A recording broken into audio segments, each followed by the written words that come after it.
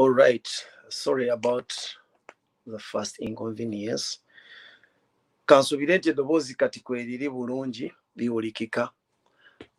Mbasanyukidde nnyo mwenna. Twebaza Katonda tusobozesezza okuba tuli balamu. Twebaza byonna ate era tumusaba ayongere okutukuuma n'okutuwa obuwanguzi mu struggle gye tulimu ey'okwenunula. Abalwadde n'abali mu makomera tubawonga gyali abasumulule mu mbeera eyo, so nga ate n'abafudde emyoyo gyabwe tumusaba agiramuze ekisa. Abali ne principal gyali yonna tusaba omukono gwa Mukama ogw'ekisa gubafuukire engabo n'akagabo okuyita mu byonna. Yeah, we are talking about Museveni's desperation in trying to frustrate the revolution. Museveni teyamanya, it wasn't in their anticipation that at this time there will emerge a situation that he has no control over. He has employed each and every trick that he has at his disposal, but eventually he has failed. One, to crash the revolution as he promised, because he always thought that it would be easy for him to do it. He has failed due to the fact that this is a revolution led by people he has no control over, and it is facilitated by the emergency or the new era or the digital migration effect that has made everyone able to control what they would love to hear, what they would like to see, and concentrate on what they feel like of their choice. So this leaves Museveni out desperately without control over the majority. In the past, he had achieved it. He had tried his best like any other dictators. He managed to control what people could listen to by overshadowing the media houses. They control them over what to broadcast, and that had limited the people from knowing what the truth was. It kept us in the dark. Majority had gone under various government programs that brainwashed them. The likes of Chaka Muchaka, was it called Chaka Muchaka? A program that was introduced to brainwash Ugandans, and the majority of them at the time thought that patriotism is subscription to Museveni. If you do subscribe to him, then that meant that you are a patriot. He had tried to control the society by keeping them in the dark. He abolished civic education in the primary schools, political education, and all other programs that could help people make a good follow-up on how events or how issues were handled in the society. However, with this digital migration, Museveni has found himself failing in all corners to get the grip over the society. Bagala bange, tugenda kutambulira awo nga tutunuulira engeri Museveni gy'abadde atunyoddemu ebbanga lyonna n'obuzibu bwalimu essaawa ya leero, wawe bumutuusiza. Nabagamba nti ekiseera kigenda kutuuka nga Museveni buli kyakola asuubira nga agenda okukola ekituufu naye nga akola nsobi. Emabegakaawo ne mbagamba nti kibi nnyo okubeera n'abantu nga balowooza luvannyuma lwa kukola nsobi. Ekitegeeza nti ne bw'aba alowooza nti kati agenda kutereeza era still aba akola nsobi because tassaamu kulowooza kuli positive. Bw'omuntu ng'onookola okulowooza okukuwa entegeera ennungi n'okutuuka ku bintu ebituufu eby'okukola, oyina kusooka kwewa evaluation eri just kwegamba wewe gwe nyini nga teweesaliriza weebaleebalemu weegeraageranye olabe obanga byoliko bituufu olyoka okole judgment. Naye buli lw'oteebalya n'omala garashinga into decision making ofundikira okoze ensobi. Kati Mwami Museveni bino byonna bye mulaba ye desperation gy'alimu ey'okulaba nti anoonya okulaba nga akurashinga revolution mu buli mbeera, naye buli kintu kyateekawo ku mmeeza afundikira tekikyakola. Buli kyateekawo ku mmeeza afundikira tekikyakola. Edda bwe yali atandika revolution ye okujja mu buyinza yamanya yalina item emu because he was a ruthless killer. Yamanya nti singa natta bannayuganda bano nimbakolako effujjo erya buli kika nga mbalaga nti gavumenti ya Obote yekibakola ngenda kuwininga emitima gyabwe balowooze nti nze solution provider. He succeeded in that because it was totally a new issue mu society. Yali mpya nnyo abantu baali tebakimanyi. Ugandans didn't even think that a fellow Ugandan could turn against them and kill them the way this man did. Bali abali mu buyinza could have a justifiable reason nti mbasse lwakubanga mbayita bayeekera. But for him yakozesa ekintu ekyo n'agamba yengeri gyali asobola okikola because the past leaders could not do it. Obote could not kill Ugandans like that. Lwaki? He was a Ugandan and he knew that at a certain point kijja kukola backfire. By that time Obote used to tell people, Bannange, we are not the ones killing you, but it is this man. And people could not believe him because one, Obote naye yali yeekulidde akabazi kugulu, yali amaze okunyiiza abantu abasinga okuba vocal, the most vocal people. And those vocal people are the Baganda. Because Obote yali abanyiizizza after okulumba olubiri n'abeefulira n'alumba olubiri n'awaŋŋangusa kabaka n'agenda n'okumuttirayo mu buwaŋŋanguse gy'agenze n'amuttirayo. Kyaleetera Abaganda okukyawa Obote nga ne bw'abagamba ekyamazima bakikyawa. This is the bitter truth. Abaganda baagaana okukkiririza mu Obote lwakubanga yali amaze okubattira ki kabaka. Kati Museveni n'agamba nja kukozesa kino nze kanzite mu linnya ly'Obote abantu mbagambe nti Obote yatta. Abantu bajja kukyawa Obote bajja kumpagira. Kubanga under normal circumstances Museveni newankubadde Obote abantu baali bamukyaye bwe byagenda mu kalulu akaali free and fair mu kiseera ekyo mu kukuba kwa kalulu ako kaali free and fair. Wabula gye kaamalira bwe katuuka mu kulangirira eyo ebintu gye bikyukira. Naye wano mu kukakuba people voted without intimidation kubanga mu kiseera ekyo era abaaliwo tebaalinako ludda lwe beekubiddeko nti luno era tewaali ludda luwagirwa. Buli omu yalina okulaga amaanyi ge mpaka abantu lwe baamwesiga. Museveni was the least popular person because he had nothing to convince people with. People were not certain of his nationality. And when Obote talked about it, of course, people had to listen. By then, people had integrity, not like this society we are trying to liberate.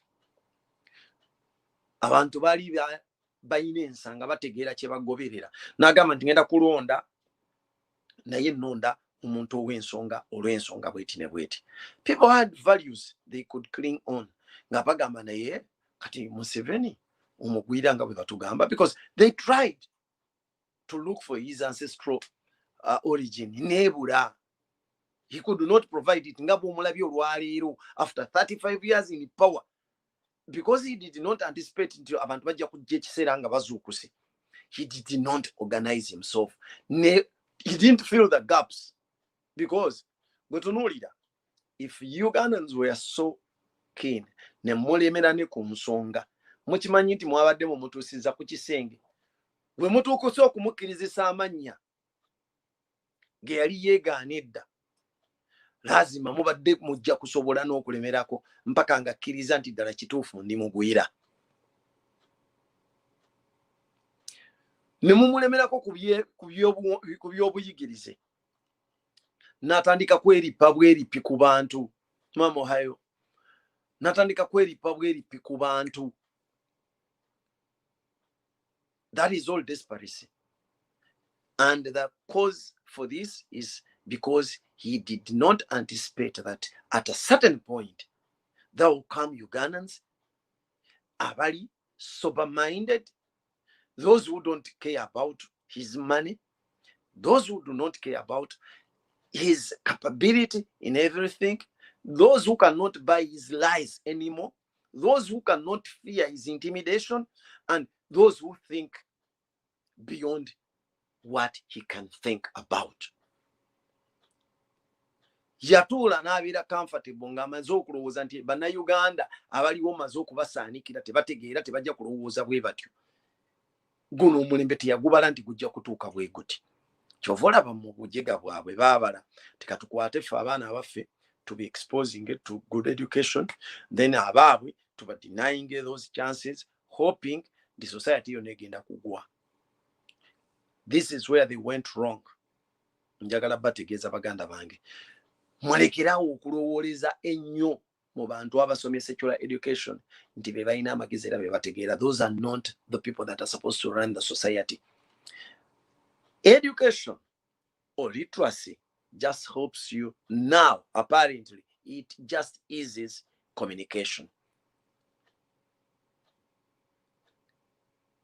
But the ideas that are supposed to run a society, those are inborn. If we twasomera, I don't know about kikyakola, because bwe ntunuulira kati abaana abafuluma, kubanga abafuluma kati mu kusoma be bantu be tutunulako. Bwe mbatunuulira, I doubt whether these people bakyakola GP, bakyakola general paper nga bagenda ogenda ku university omalako A-level. I doubt whether GP bamukola, because ku mulembe gwaffe bw'otaafunanga point ya GP, eyo point ya GP ng'esobola okulemesa choice ya course gy'oba olonze ku university.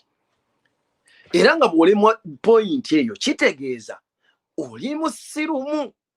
Ke kagambo ndoza ke twandikozesezza. I'm sorry to offend some of you who didn't get that point, but I have nothing to tell you. That is a justification. Tolina magezi. You could answer questions ze bakubuuziza mbino bibakusomeseza, but when it comes to you applying your knowledge or to show us how easy or how best you can access your mental faculties, twalinanga birabira mu GP. Lwaki ebintu bya GP tebabikuwanga? We did not study GP nti bojja kutuuka bakuwe notes za GP, simanya teacher ze kusomesa GP. No, these were general knowledge questions. Out of the blue tunakubuuza to test you otegeera kyenkana ki. So si bino ebyokukuraminga. Era kyova olaba abantu abakuraminga abayitanga mu kukuraminga okungi, some of them ended up nga bakola emirimu gye bakola. Some of them ended up nga bali mu positions ze balimu, but bali tebasaana kubaayo. I always refer you to my former teacher, a lecturer of history. Right now, nga ne bye yatusomesa, he was a European history teacher. Bye yatusomesa mwatambulira nga abivuga kifuula nnenge, ekitegeeza nti bye yatusomesa teyabitegeera nga ye yali atusomesa. what he had learned was how best to answer questions. But putting the knowledge into action, and I don't feel shy telling you the name because he's a common figure now, and you see his actions. That is Tango Doi. He was our teacher of history, and the majority of those people who learned, who studied history, European history during our time, at least even if he didn't stand in front of your class, at least you came across his notes, all the pamphlets that he wrote about European history. But look at his actions in the society right now. Would you think a person who taught you could act like him?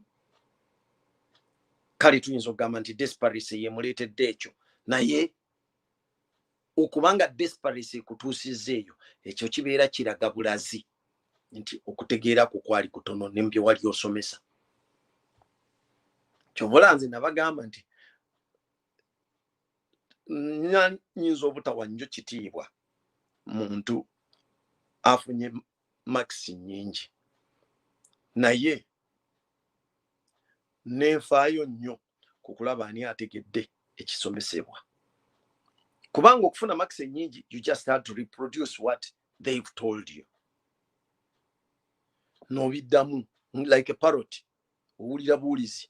Mwe mwali mulabyeko ku kanyonyi kakasukwako, a parrot ewuliriza eddoboozi by'oyogedde n'emimikinga eddoboozi lyo n'ebigambo, but without knowing the meaning.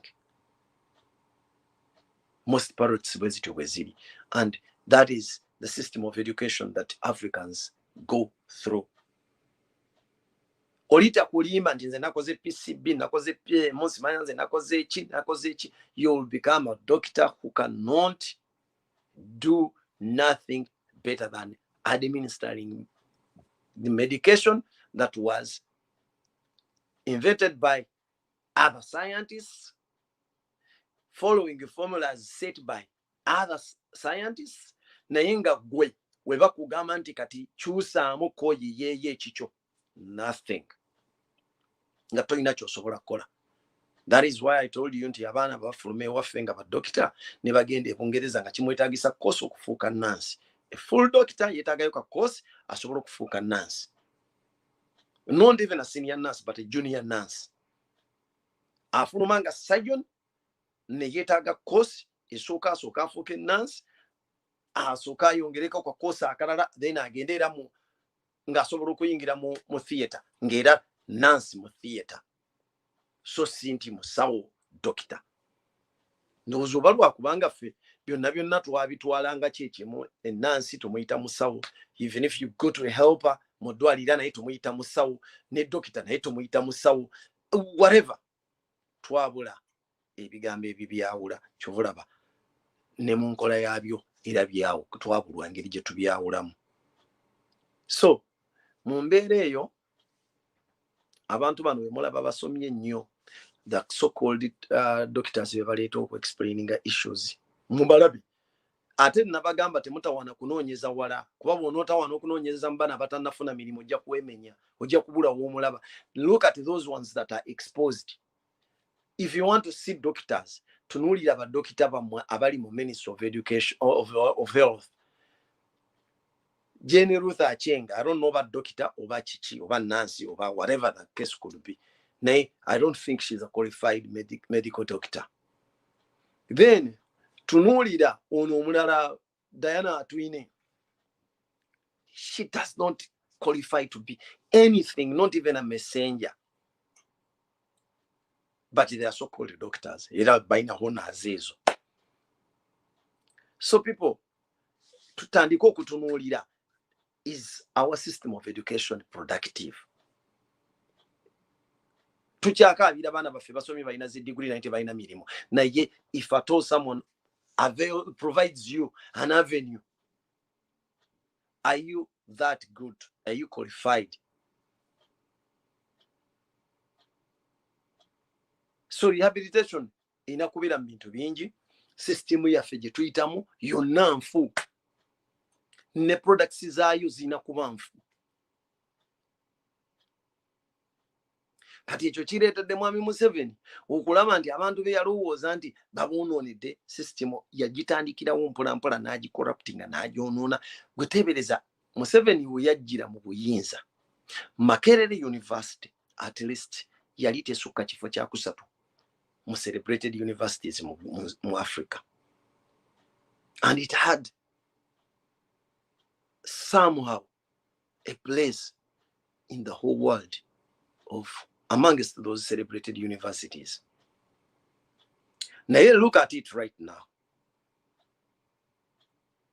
Ekitegeza, they came with an agenda of at least destroying whatever they found out, they found in Uganda, but be replacing ebintu ebyekisiro bitategerekeka. In the past 2-3 years, abaana balina ku baana b'Abaganda bamu bamikwano gyamu baani ng'obalabyeko nga balina babadde ku university. I want you to tell me what you expect from those students at the university. Nga mu mwezi gumu abaana be basooka ne beekalakaasa, abaana oluvaako abasomesa ne beekalakaasa, abasomesa oluvaako the non-teaching staff ne yeekalakaasa, abo bamaliriza bate bagize ne baayo omu ku bakungu n'aleeta olutalo lwe waakiri mu university. Muddeyo emabega mutandika bitunuulira. Ba Dr. Stella Nyanza okutandika Katemba waabwe naki. Ebyo nabyo bibadde bibeerawo, naye gwe omuzadde ng'essente zo bazikugyeko, millions bazikugyeko ne muzisasulayo. Omwana semester nejja ng'ekinene nnyo tawezezza mwezi ng'ali mu class. Ye bw'aba teyeekalakaasizza, omusomesa ajja kwekalakaasa. Musomesa aba teyeekalakaasizza, the non-teaching staff bajja kwekalakaasa. Bwe baba tebeekalakaasizza, then police ejja kujja wakiri bakubemu omukka ogw'obutwa nga tebagenderedde. Kwegamba obulwa ekituufu ekirina okuba ku university okukakana nga standard yayo eyina kugwa. Of course omwana atabaddewo ng'asoma n'omusomesa atabaddewo ng'asomesa. When do you expect them to cover up what they're supposed to teach? Ekitegeeza waliwo ekkobaane ery'okwagala okulaba nga mu system yammwe efa. What do? All their children do not attend schools in Uganda. Abaana baabwe bazzukulu baabwe babatwala ku masomero g'ebweru. Gye bamanyi nti bali abeeri already system yaabwe baagitegeka abaana baabwe bajja kubeerawo. But that calculation would have helped them if at all things were not involving human beings. Singa ebintu bino bye bateekateeka byali tebirimu bantu. Because I always tell you that human beings are designed to be dynamic in nature. You think kankotogere bano tebasoma, abange basome, bano bajja kuvunnamira bannaabwe abasomye. That one does not come automatic. Ekyo tebakikulimba. In a society where people can access their brains, ne gwomudenying okusoma. Why? A very clear example. Abazungu bano bantu nnyo balungi nnyo mu kudenying omuntu credit bwe baba baagadde. Basobolera ddala bulungi because they know. Omanyi bagamba n'okugamba, if you want to hide facts from an African, just put them in writing. Kati bo basobola okukontrolinga bwawandiika one akimanyi nti abasinga majority balina negative attitude towards reading. Kitegeeza if you write facts there tebajja kusoma. N'amanya ate ekirala ajja kwetooloola. And those ones that would think they love to read, give them literature that you want them to read. Obawandiikire ebyo byoyagala basome, because one, abeeyita abasomye bangu bakukyusa bwongo, bangu bakukyusiza ddala kubanga ky'omuwandiikira ayinza okkikkiriza nga tataddeemu kulowooza kwe. Lwaki? We are trained to reproduce what has been given to us, not to put it in action or to use in our daily life to change our environment and the society positively. Ekyo kyabula. Era omuwandiikira n'omugamba we twajjira abazungu we bajjira, John Speaker we yajjira yasanga ng'abaddugavu bonna bonna bayita bwereere. Bwajja okiwandiika. Era wajja okukisoma ono agamba nti bagamba John Speaker yasanga bayita bwerere naye ne wankubadde byali bwe bityo bawandiika ne balaga nti when they came to Uganda first they found some societies organized olw'okuba bakolaboratinga n'Abaganda ey'Abaganda yali nsukkulumuko and they could easily collaborate ne basanga balina order balina amateeka wadde tegali mawandiike naye nga bagagoberera kabaka afuga n'abagundi n'olukiiko lwe a very good system that was similar to what they had in England. That is a fact. Kati omuntu akusanze ng'olina organization bwetyo ate n'atuuka n'awandiika ebirala n'akuwandiikira ebyagala okulaga nti ate yazze okuorganizinga kitegeeza akubuzaabuza. And believe me, the fact is it was not only Baganda that were organized.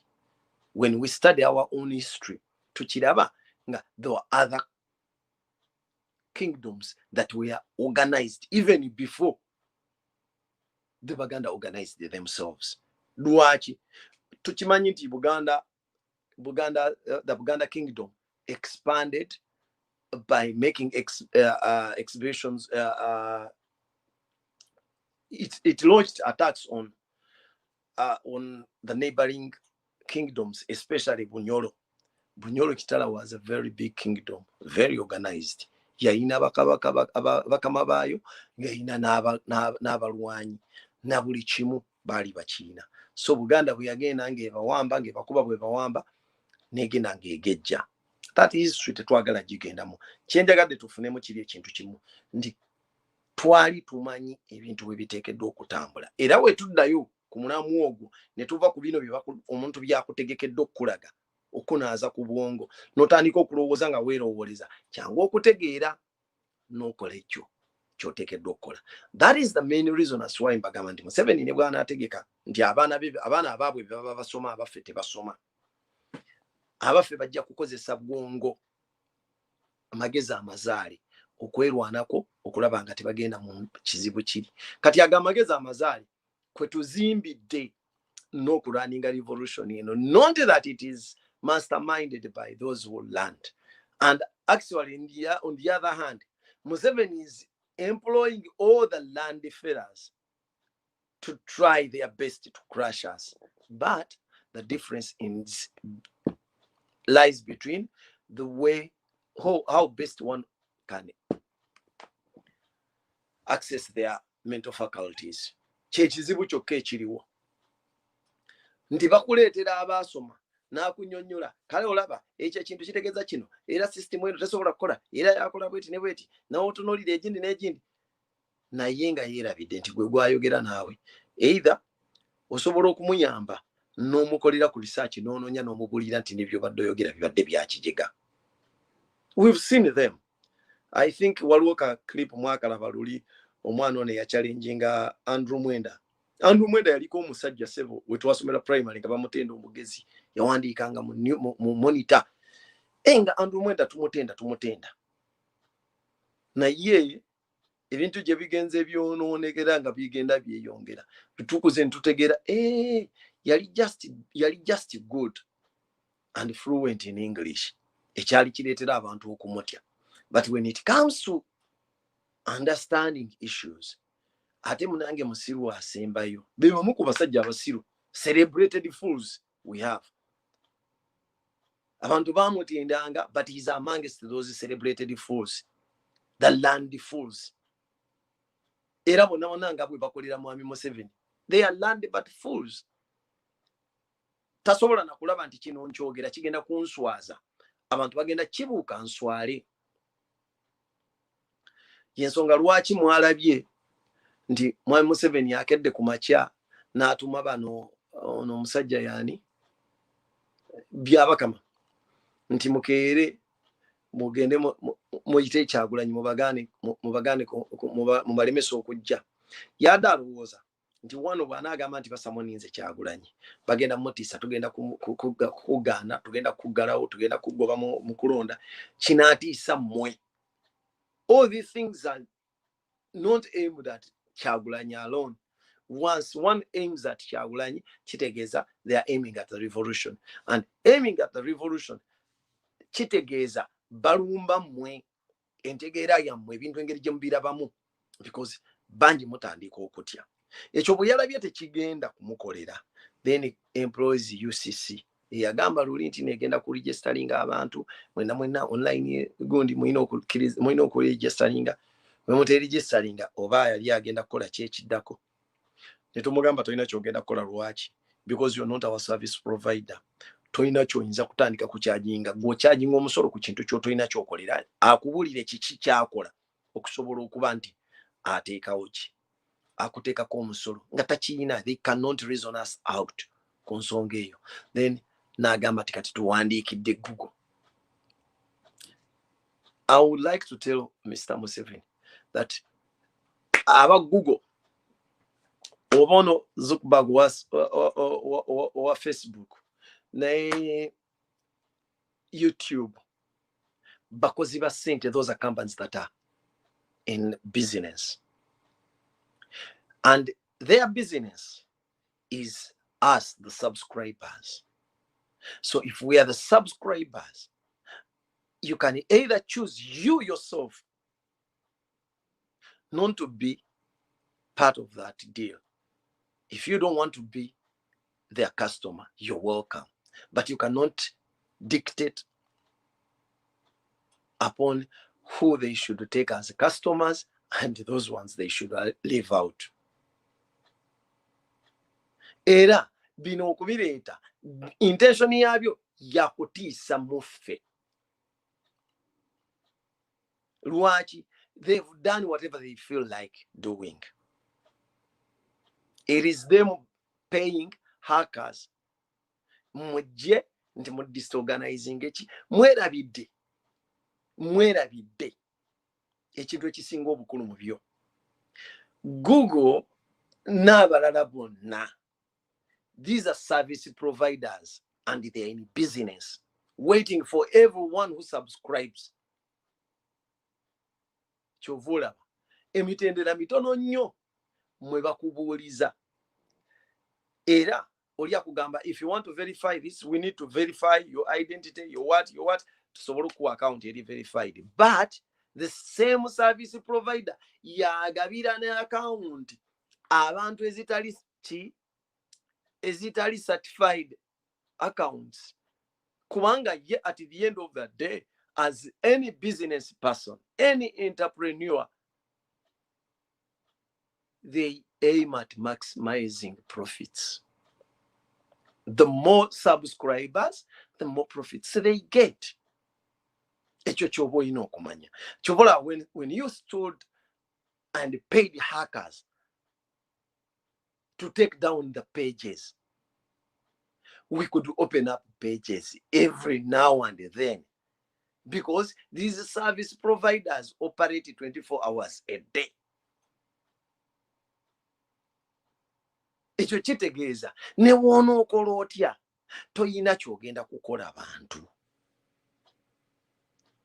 Nze kyemmanyi kiri ekintu kimu, as it has always been, Uganda fe twasalawo okweswaza mu buli mbeera.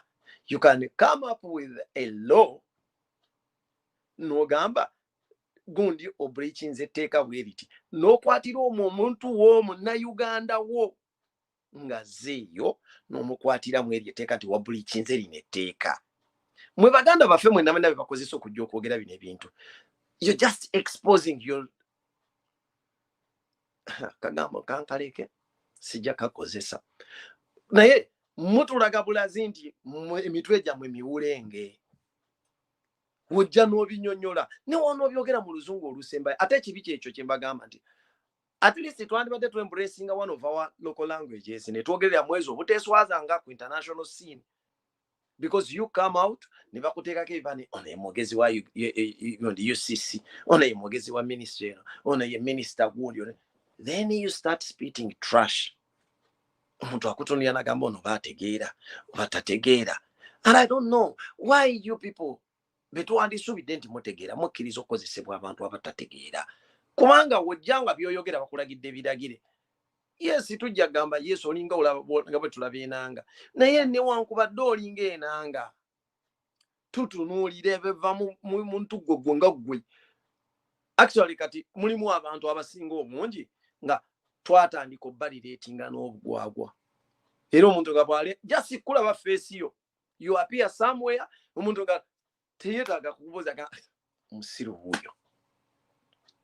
Era ffe bwe baba tugamba tulina ebintu vocabulary tugenda nga tuzikyusa ng'ebigambo ebimu tetukyabiyita nga bwe biri. Gamba muntu nti oli musiru lwaki osobola omugamba bugambi nti olinga enanga oba oli enanga oba oli odoyi tanga odoyi oli bano ba ofona opondo oli bano ba bebekulu whatever just nga bino ebigambo ebirala tulabanga ebivoola omuntu.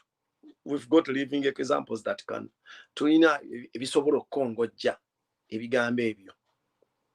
Kati oŋŋamba ndi Facebook ekujjeko ng'okimanyi bulungi nti ku Facebook omuntu asobola okuggulawo fake account ate gwe kyosinga okufaako is not the legitimacy of the account but what is broadcasted on that account. So if I come out oshatinze down gye mbaddeko ng'eri legitimate nezigira mu fake, what are you going to do next? Ekizibu ky'oyina nange si feesi yange wabula ebyo biri mu mutwe gwange bye ŋŋamba abantu by'otayagala bawulire. Kati ebyo tobiyinaako control. Okitegeera kyo tokiyinaako control. Bwe tukugambira nti kati kasukaali keeko tulo kawoomerwe kakkana eyeeweza omumba. President Museveni, you overstayed your welcome. That means omugenyi kasita alwawaka otandika kwoza bintu otandika kugenda kulima obeera oba ofuuse wawaka kati guno ge mazina g'enkima tulo ganyumirwe gawoomerwe. Singa wayagala okuwummula bino tewandirinze mulembe guno wandiviiriddewo muguli ng'abantu okyasobola obbafuula abajega naye guno abantu bwe basobola okwetegeerera my dear tosobola kakkanira awo bw'oli. Mwe baganda bange ababadde batidde bino sima musajja agenda kugalako gundi zaffe agenda kujjako channels zaffe agenda njagala ombuulire where did you apply ng'ogenda okussaako channel gy'oliko gy'otambulirako. Do I still need anything else okukyetimba okumanya nti ngenda kugamba nsonga za nkyukakyuka? Do you think we have anything new we are telling you? Because balowooza luvannyuma okutaking action ku kintu.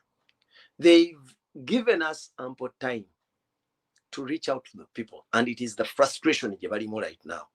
Kubanga emyaka 3 gye batuwadde nga tusomesa ku social media gye girese impact eyo. They sat comfortably thinking people are still ignorant nga bwe baali babalowooza. And you know what they did? Mu kifo ky'okulwana ennyo okukola omulimu gwe tukola batya sente ze babawa mugende mugamba abantu mu byalo baalyaŋŋandye ne batuula ne balinda TV programs.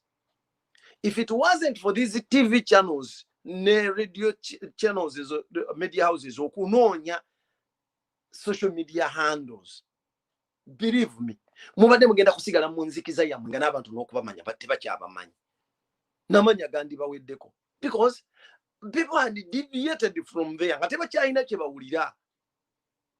Oba oyagala okukakasa genda obuuze abakozi b'okuzi radio n'ab'oku TV obabuuze abantu abakubi b'amasimu bakyasanga congestion gye baasanganga luli.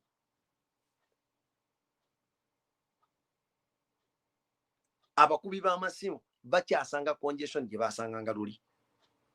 Mubuuze Segirinya Mr. Update be baali abakubi b'amasimu luli naye be bayinza okubuulira how the congestion was in the 90s, how the congestion was in the early 20s.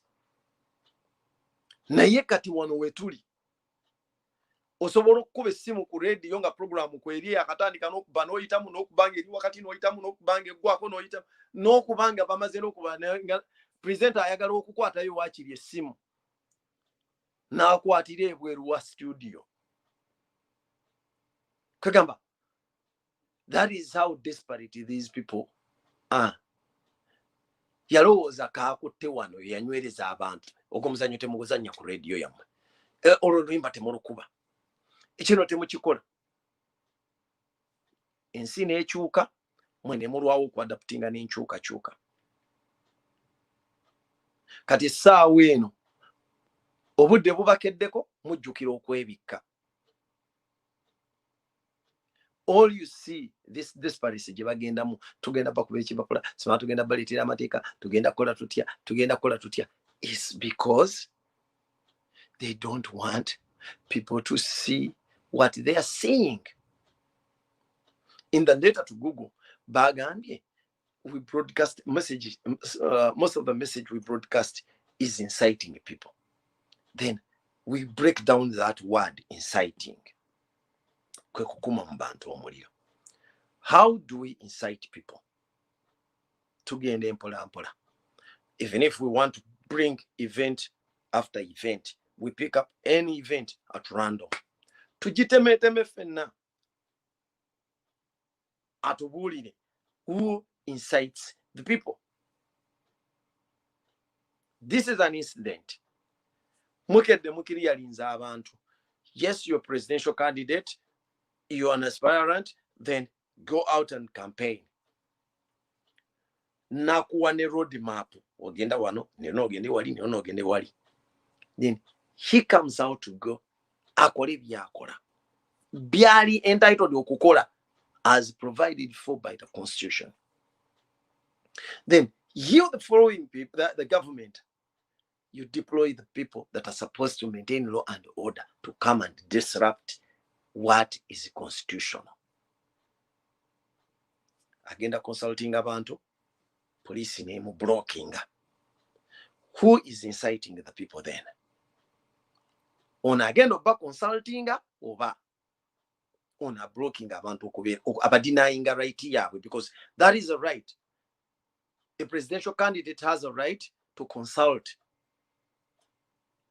And we, the people he's supposed to consult from, we've got a right to scrutinize a potential presidential candidate or any aspirant of any political position.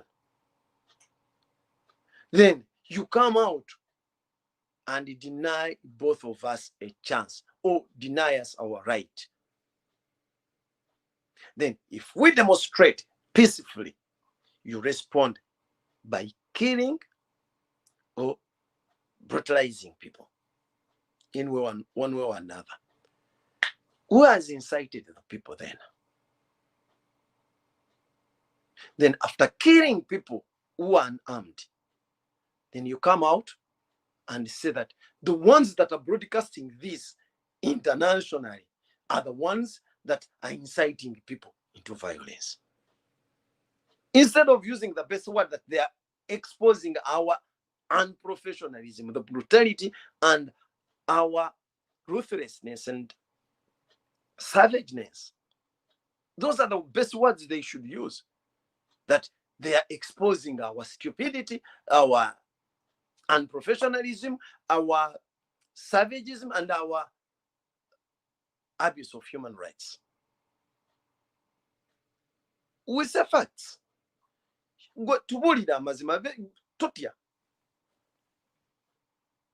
These people do not need to be incited. No. There is no sound-minded Ugandan that can fail to differentiate between abuse of human rights and what you call incitement. Kati kutugambe nti ogenda tutaddeyo ebintu ebinciting abantu. Cite them then. Otugambe nti kino. It is now that Museveni is realizing, after all the action that is being taken against the government, like recently, I think last year, but what, most of the government officials were sanctioned. Never be imposing a travel ban, but all efforts of the social media activism.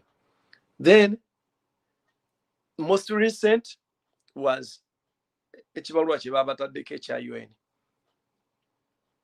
Ne bagamba abantu baabwe baba advisinga obutagenda obutakyala Uganda. Ekyo mulabanga ekintu ekitono. Naye it is a symbol to them that if these people now are limiting the number of their own citizens visiting the country, they're anticipating that in the future, in the near future, something might happen. And we do not want to lose our people in the mess. Or we do not want at a certain point to be held at ransom if the government decides to take our citizen hostage. Kati ekyo Museveni waavudde n'atandika okulaba bannange nno ekintu kirabika kituufu. Bino byonna byagezaako okukola biganye. He has tried to incite us. He has tried to provoke us. It has failed. Right now, atandise disparate moves. Nabagamba wano luli. Nembagamba that Nigerian guy gwe mwalaba okujja okuperforming e Uganda. It's not that kibadde tekimanyikiddwa. Kyali kimanyikiddwa. Naye intention yakyo yali etya was to see that abayimbi bano ababadde beefudde abatategeera abeefuula bebitakwatako nga babatadde mu mbeera gye babataddemu basazeewo ne basirika busirisi ne balowooza bwe baneewoomereza bwe bano abasaasira baddemu bakole. Ate mwegendereze nti abaliwo ne bakola, it is not the people batono nnyo, nze nsuubira abatono. Naye mugende nga mwetegereza ba agenti ba mwami Museveni be baliwo be bawadde kati ebintu era n'abantu be baleeta okukola be mulaba bazze nti balabe. Those people paid. Mutunuuliremu abagoberera ono bana ba comedy store. Do you think aba bali mu audience abazze okulaba bonna bonna bazze kulaba? Yes, bajja okulaba naye they are on a payroll. Those people you're seeing attending those what shows, bali ku payroll. Ono ye kasita asasula abazanyi ba comedy abanazanya abalayikako abakwataganye naye, and these people are desperate ate bo balina kuzanya comedy bafuna akasente. Naye bano be babaleetedde nti mwefuule abazanyiramu era ensonga lwaki babi broadcasting gwate weebuuze. Bwe banga government yateekawo nga ya imposinga lockdown nga ntuufu neji imposinga lundi nga tetunafuna bantu bafa COVID, why would it loosen it now nga bafa beeyongedde? We've started seeing death of COVID, but this is when they loosen the lockdown. And look at the people bebakkiriza okukola. Muhanji kye mumugire mulagira wano ekitegeeza ne Muhanji si buli comedian ayagala okuzanya nti ajja mutwala, but he picks those ones balaba nti bajja ku attracting abantu, bajja ku attracting attention, because if say ajjemu ba comedian be musinga okwagala naawe bano abalala nga bano be musinga okwagala bagambye why katutuuleeka bembeera eganye katutuule naafuna bano be mutagoberera, would you think musobola be watching? Naye babireeta bateeke ku gundi so that mufuna kwe mwekyangira nga bano bakola ayagala kulaba nga abeekyanga bawera.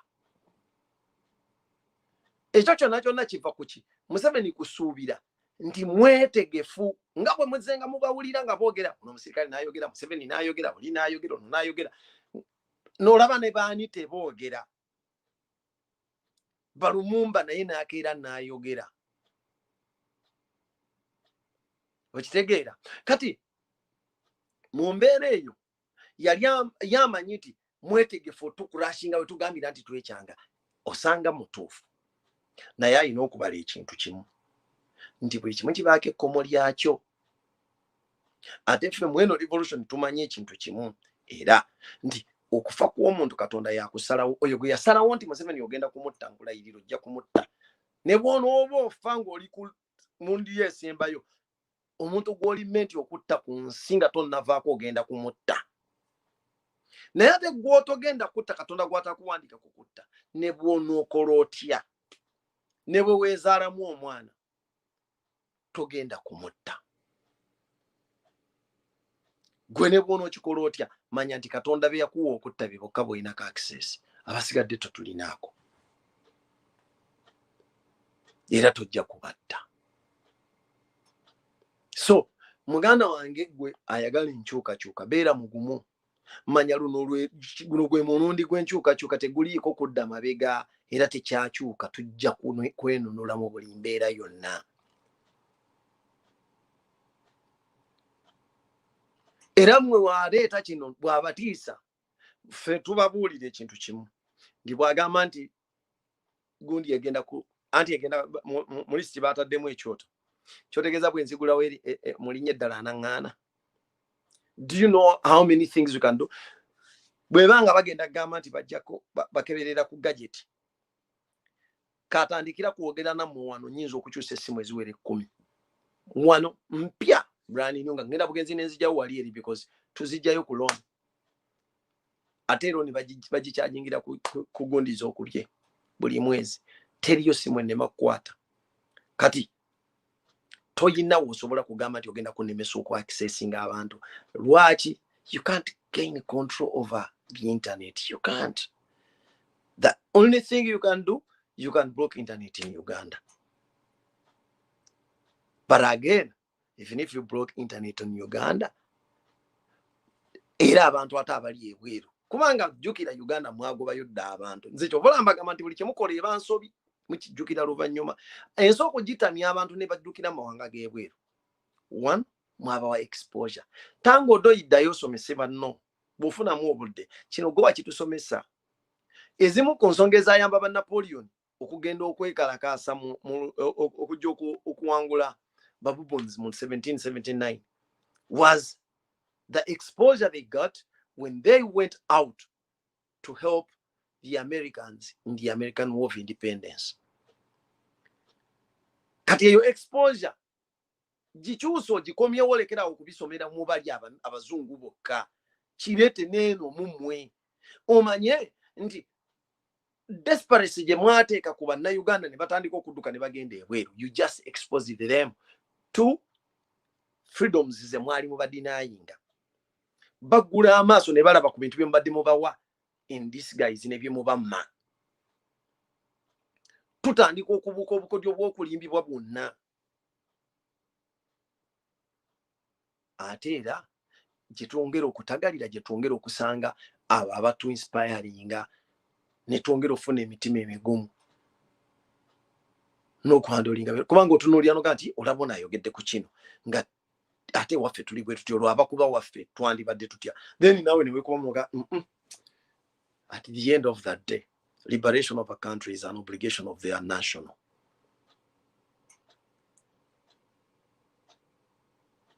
So the liberation of Uganda is our obligation. Ekyo kyoba olina okumanya.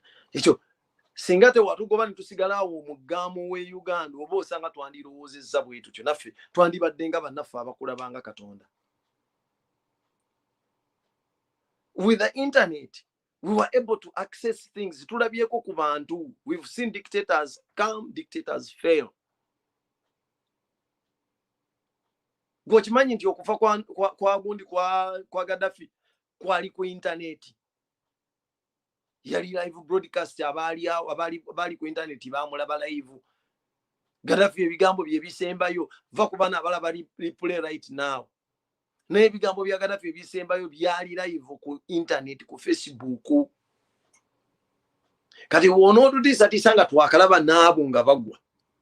Temulaba ku basajja abo kubanga by all means Museveni toyina we wanyiza kwegeraageranya ku Gaddafi. Toyina. toyina kye wali osinza Gaddafi. Si ssente, si byakulwanyisa, si butendeke bw'amagye.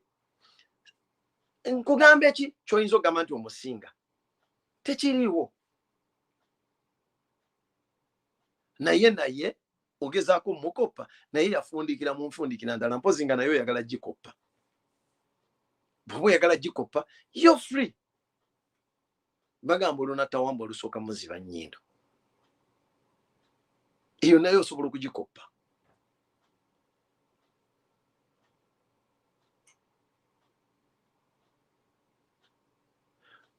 Mwakutte omusajja mumuleese nange mu butuufu obusiru buttanga buko ofuuka nkana. Ne mukwata omuyimbi mwe mumuleese, poliisi neemuwa security mu kivvulu ng'akikola, ne mumala abantu babagambyeko kubanga tebeekyanze nga mubadde musuubira bakomyeko kuyomba buyombi, bavumye buvumi, abavumi abasobola okuvuma ate nabo ne batafuna popularity kubanga baavumye, naye ate abazze okuvuma babadde bayimbi ababadde baasirika edda ng'abantu babonaabona. That is why that stunt could not sell out. It only exposes your stupidity, the organizers and the master planners. Then ne mujja mumwekazizza ate mumukutte, mumusimbye ne mu kkooti, omulamuzi alina amagezi n'omuteeka mu kkooti lunaku lumu, ate abantu bebeekyanze mbu ate mugenda Bebe Cool pulls up another stunt mbu yagenza amugjeeyo mu kkomera. Simira stunt Bebe Cool gye yeerabidde nti yagikolako kko ne kuba kubiba obucupa.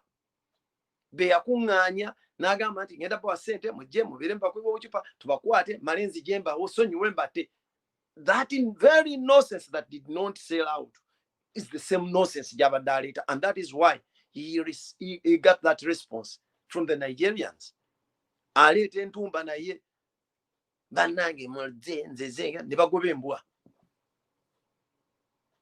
Kati naye ali ku ebyo. It failed. Bw'abanga Omunigeria yazze n'akola show nga yamenye etteeka amateeka ga COVID, gategeeza nti omuntu agamenya bwe yeetonda nga mumuta. How do you account for those Ugandans you've killed in the disguise of fighting COVID? If you can excuse and you pardon a Nigerian for breaching the same laws, how do you account for that? Mwaba police. Bemuga mwama tade tumukutte naye tataseko nzikiriziganya. Enzikiriziganya ngate mwawa chance bantu bammwe. Museveni, think. Lekera okumala gakola, ddayo otandika okulowooza. Kino nga nkyogera olowooza nti kigenda kutaasa, okyogera kigenda kutaasa, ddayo olowooze ku bye wakulembeza okukola by'okoze ku bantu bo. So, is this the future you're promising us to secure? Where you're killing Ugandans and pardoning foreigners? A Ugandan who has gone out on by his own. Ali bwomu. But because of Musanza against a walibali, no banumota, then you're pardoning a Nigerian who has assembled hundreds of people. No gamanti, oyotomosenyanti komanyi, semanyafe, banna Uganda, tukoine empisa, tukola tutia. Stupid. Ezezo gundi temusana ziwa abantu. Size nsonga zemuteekeddwa okuwa. If you want to do these things, ebisinga temuddamu kulabika na mawulire. Singa nze nabadde nkoze ekintu ng'ekyo nga njagala okulinga stanti yange ekwateyo. One, nsigalirayo mu busiru bwange Omunigeria simukwata. Ne banvuma kimu kyakuba mujega n'akola n'enzija then neno statement gye mukola mumanyi bagambye abategesi tyazze ku pate y'abantu 150. Kakati tubuulire. Family dinner y'abantu 150 ezo zo mwazikiri yalinga ddi okubanga abantu basobola okwasembolinga bwe batyo nga ne family dinner we mutegerera abasajja bano nti basiru bye bigambo bya Bebe Cool. Family dinner president yagambye nti police yagambye basa balukusa nga family dinner y'abantu 150. nga a presidential candidate is only permitted 70 people. Gaba gakola gaba gakuweereza gwa bitugamba.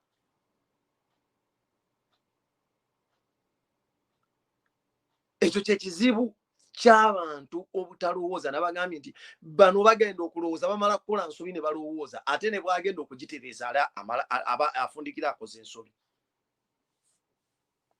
Kuba senga baali bakikoze bino byonna tebandibizizzaako ebyokukwata omuyimbi biki mwandyebuzabuziza because one thing kyemulina okumanya nti bannayuganda bamala ne bava ku kintu bw'okireka n'otakya dressinga osigala tovumiddwa naye buli lw'olirowooza ennyo okukitereeza ofundikira oyongedde okuba ebituli mu by'obadde okola.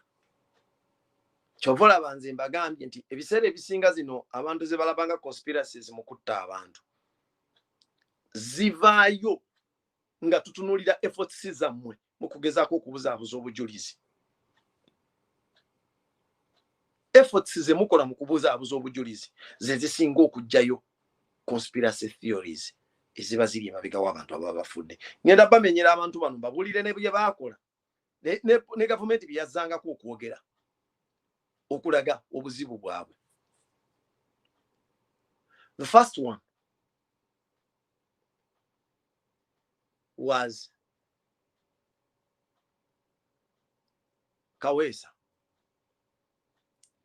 AIGP bw'amala okuttibwa baatulaga n'obukookolo naye nga bwe baamuttira tewaaliwo kamera abaali bamukuba amasasi baali bambadde obukookolo according to the eyewitnesses, but they managed to pull out sketches of their faces. That is being stupid and acting in a panic. Ye kuletera okukola ensobi bwe zityo. What did they do later on? They ended up arresting people, majority of whom were in far villages. But because they were Muslims, those some with the wrangles of a land, if you had a land wrangle with anyone, you became a potential suspect and a victim in this thing. A person that was murdered by 3 assailants or 4 ended up having 99 suspects arrested for killing Kaweesa, including domestic animals, cats and goats. They were all in that. They had connived or plotted the assassination.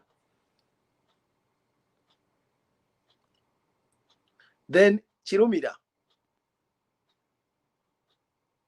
Mungu amuwe ekyomula eky'emirembe. Bwe mumaliriza okumutta, you came up with that Nalinya issue. Ono omuwala Nalinya bwe yali ava naye ku mikolo mugezaako okubrandinga Kirumira ng'omwenzi so that mutta erinnya lye.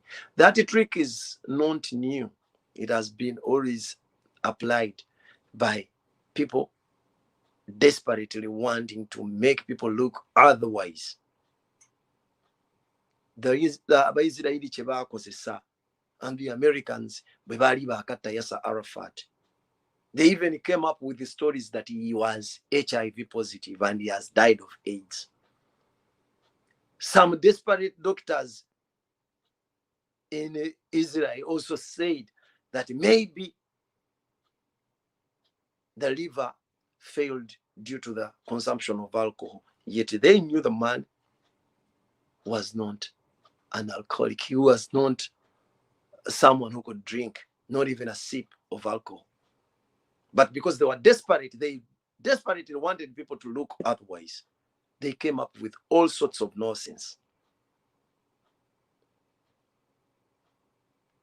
When Abiriga died, I saw this big thing. There is that thing, Nani. Lumumba saying, but people opposition, Baba Deve Simbia Abiriga. Abiriga was on camera shortly before he was murdered. And he pointed the people into the right direction. He said that the people around Museveni wants to kill me.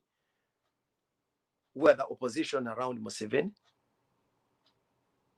People who had denied Abiriga access to Museveni for 6 months. A man who had fought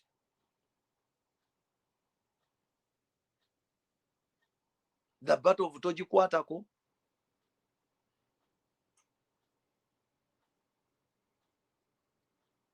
Naye mumaze okumutta, you're pointing people in a different direction. Do you know what happened to Abiriga? Abiriga yafana ye na olwaleero. The government only managed to arrest a 14-year kid. Lwaki? Mbu basanga essimu ye ng'eguddeawo. Kyokka omwana abeera awo. That is the only suspect that they ended up arresting. Kukutibwa kwa Abiriga. Alonda Nyakayirima wafa. Museveni yayimirira n'agamba abantu nti alonda amaze ebbanga nga alumizibwa obulwadde bw'olubuto lumutawaanya era bibumuse. Mukazi we najja. Then n'atugamba, I've been with Alonda for the last 19 years. Simuwuliranga nako nga alwadde omusujja. Which made Museveni so close to Alonda than his wife.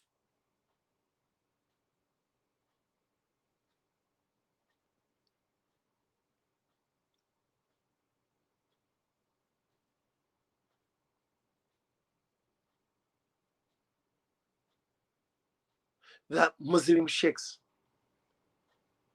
they're always murdered and pointing us into the direction of the ADF. Nemutu pointing in the direction ya ADF. Abataliyo.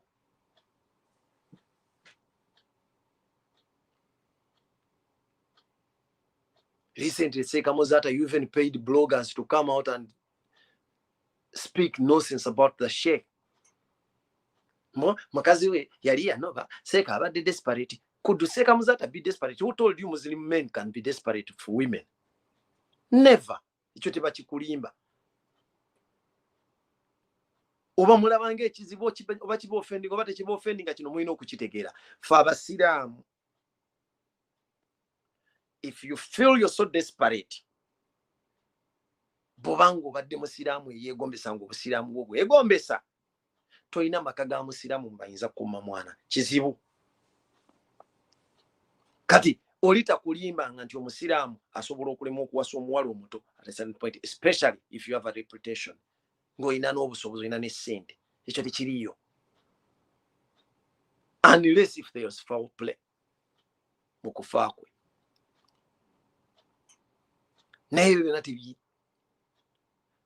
Why would you go to an extent of bringing us pictures, very old pictures? You said, mwamutwala ali bubi nnyo, n'abeera mu mbeera nga mbi, mwamuteeka mu ddwaliro lya HIK. Look at the picture you gave out the last on Wednesday. This was the picture.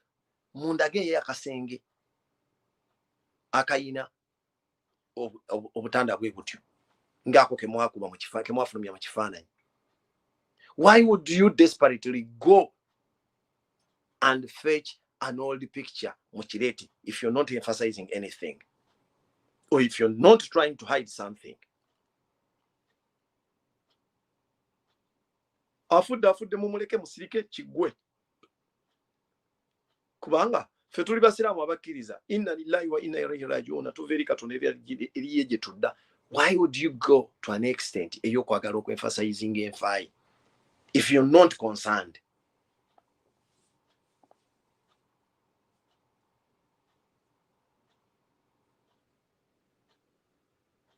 Look at the messages that were broadcasted out. Seka wenye Seka unanyede ne chai, Seka kakati agenda kwenda, Seka abamu ne mutuuka ne kugamba ankubidde essimu nalweyiso nga muzaata kubira koki.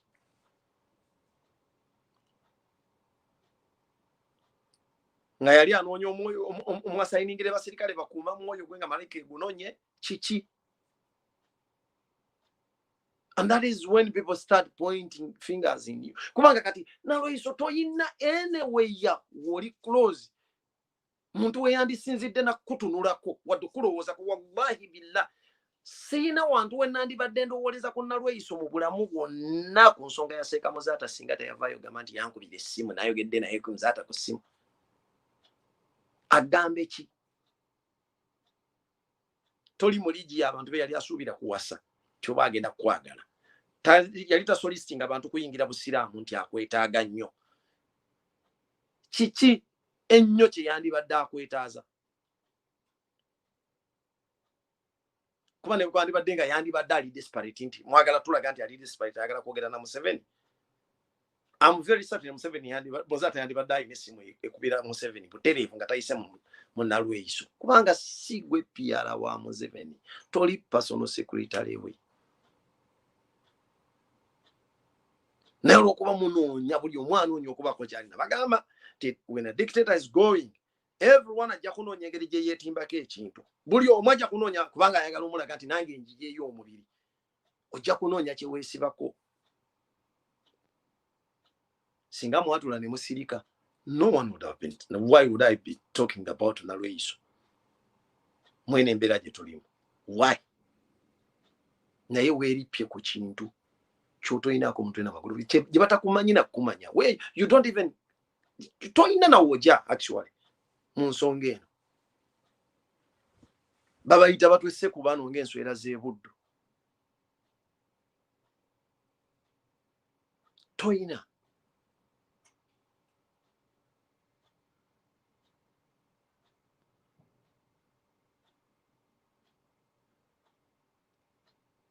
kati ono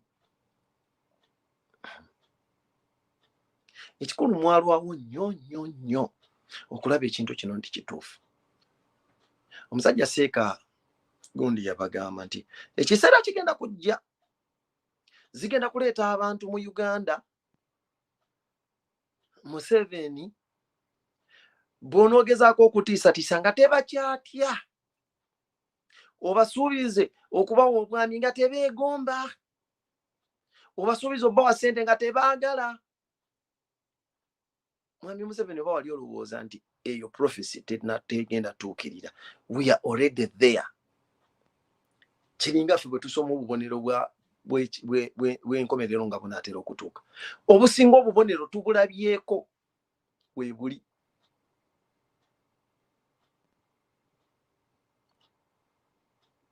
Era eyo yembeera mwe tutambulira naawe yembeera gy'olimu Mwami Museveni right now. Oli mu situation where you're facing the opposition that you did not plan for, the opposition that you don't have control over, the opposition that is determined to see you out of their way. And this is it. This is it. We are much contented. So you can't promise us money. And by now you should know that those ones that were desperate for money, the ones that had lack, you managed to buy them out. And they came out. They're on your side. Those ones, some that had kubanga mulimu ebirimu omukisa, mulimu n'abatalina mukisa. Abatalina mukisa nabo bwe bali naye era nabo beeragadda side gye baliko. More often than then, bakugamba nti nze ngezaako Museveni ngezaako, they are trying to call Balamu bagezezaako okukukubira amasimu bw'obalaba nga bavuma abantu ku lulwo, but tebalina mukisa. Ffe tubagamba bugambi nti okay, we just have a chance that ezo elements nazo zamala okweya-identify nga nezeeteeka we ziri. In abasigadde tuli determined to see you out of the country. And I told you, the choice is yours. Naye bwe zibeera exit documents, they are already signed and stamped. It is your choice to choose which set to grab. Tebakulimba. Fe exit yaffe teriiko return. Kati oli wa ddembe empapula seti ziri bbiri gw'osalawo z'olwalako naye nga zonna z'okwatako in the end zirina end result emu. Waliwo mbadde nirabidde n'okwerabira ekintu kyemugezaako okukola, mutiisatiisa abantu, timupulaninze nnyo, era mugenda kubalemesa, mugenda kusuula gavumenti, mugenda suula akalulu, mugenda kukabba, mugenda kukola mutya. Njagala kuwa version yange ku kigambo ky'akalulu ako k'owulira nti osobola okubba. Akalulu k'owulira nti osobola okubba.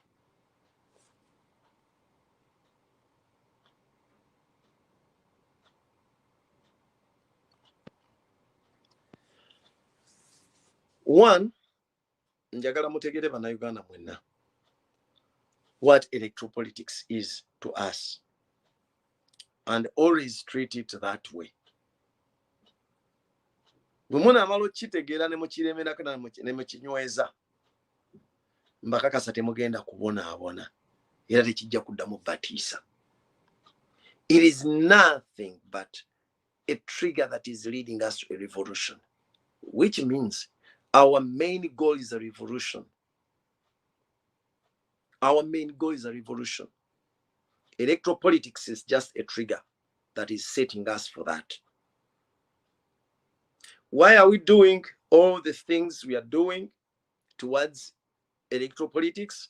Is to make sure that we oil this trigger and maintain the revolution and the trigger set and functioning. Fetugezaako bino batugambye tugenda kwewandiisa ne twewandiisa, mulete ekibiina ne tukireeta, mugende musomesa abantu, tubasomesezza, mubakuŋŋaanye, tubakuŋŋaanyiza, mwewandiise, endagamuntu twazifunye. Trigger gye tuyiwamu oyiro ereme kwekwata. Kati any desperate move towards this is going to be a force that will be applied to a trigger. And you know what happens? If a loaded weapon is touched on the trigger, it has to discharge. Mubuli mbeera. Kati ka audio kano ngenda kaba puleyingira njala muwulire eddoboozi lino n'ebigambo ebyogerwamu oluvannyuma tutegeere, tutambule mpola mpola, tutegeere kiki kye bitegeeza na kiki ffe kye tutegeeza. Yebale bulaza, obulamu bugamba ki? Naffe mwe tuli muno, tuli mu kalulu, naye akalulu kakaaye nnyini waffe ekyotera. Embeera si nnyangu, naye bw'ofuna abantu boweereza waliwo olukwe, omanyi tulina kweyamba ffekka na ffekka. Bagenda kuddira mbu nina amawulire ge nafunye, wali mbeera nnyo n'abeNRM. Bagenda kuddira bateeke empapula za declaration form ezitamala mu bubokisi. Kakati bwe banaatuuka okuzisaanukula wali nga bazze kufa ekironderwamu, okujjuzaamu alizaati bagambe empapula zirimu ntono ezikubadekerera ingalizaatisi, bamalirize nga aba agenti ba Bobi Wine tebabawadde ku declaration form ezo. Kati abantu balina okutandika kubeera bulindaala ku ekyo. Ensonga ey'okubiri, waliwo ensonga gye bategese okulemesa ba agenti ba Bobi Wine. Kati ba agenti ba Bobi Wine buli agenti bw'anajja n'abeera ku polling station, omuntu omu ajja kujja yeefuula ow'obuyinza amugambe mpa ebbaluwa yo ekwanjula wano nga agenti. Kati omuntu oyo abulewo nayo, kati omulala ajje agaye ba agenti muleete ebbaluwa zammwe. Jjukira oli abaddewo ku Bobi Wine ebbaluwa ye baagitutte. Kati bw'anaagira ati bwe banaagira bati nga talinaawo bbaluwa, kati ng'amugamba gwe talina bbaluwa ekwanjula wano, tambula oveewo. Eyo nkola yakubiri.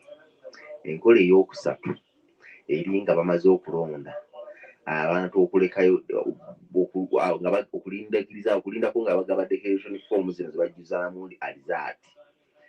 Aba Bobi Wine babasuubira okuba nti bo bajja kwanguyiriza, babeere excited, badduke baveewo owantu walonderawo nyinyi nomanya nga Bobi Wine afunyewo obululu 2 bamale bawandiike nti yafunawo obululu 2 naye nga gwate gwe yalonderawo manyi yafunawo 2 naye nga tolina bujulizi bulaga nti yafuna obubonero obwo 2 kati ensonga eyo naye abantu abo boolina ogwoweereza abantu baffe bali ku opposition abali kulwanirira buli omu aweerezeeko munne kitambule ng'obudde bukyali abakulu bakisalire amagezi bawulidde zezimu ku nsonga zibategese bano abantu ba NRM okulemesaamu Bobi Wine okuwangula akalulu muwulira bulungi okubeera nti bajja balemesa okufuna ku delegation form eziri oligino bagaye mugende mwokyemu eyo kalino gye bookyezaamu eba duplicate tosobola gitwala mu kooti ziri eziri oligino bawandiike baweeko abalagaye kati mwabasigadde mwokyemu eyo kitegeeza nti eziri mu bubokisi bagaye zigenda kuba tezimala so zaaliweddemu 11 ku ba agenti bonna naye zigenda kubeeramu ntono nnyo kale okubeera zigenda kubeeramu ntono bajja gamba mugende mwokyemu eyo mugenda mu kooti bamugenzeewa eri bagiraba nga duplicate tekola ekirala kubeera excited ku kalulu obudde bwonna nti nombeere nga mumuvaawo nga mugenda ng'owulira nti nalondera wano Lukaya Trading Center nga twafuna obululu 3 naye ng'ate bwe balangirira eri nga bagamba mwafunyewo obululu 3 naye nga obujulizi obukakasa ekyo mwenna tewali abukola ki tewali abulina kati nze kulange nadde ndowooza nti oba kyetaagisa aba agenti abasukka mu omu ekyokusatu okulaba agenti wa Bobi Wine aliwo ne bamukyankalanya kati ono presiding officer alina obuyinza obugoba agenti nti akoze effujjo kati bwe banaamugobawo walina okubawo agent ali standby asobola okutuulamu mu kifo kye nga naye alina ebbaluwa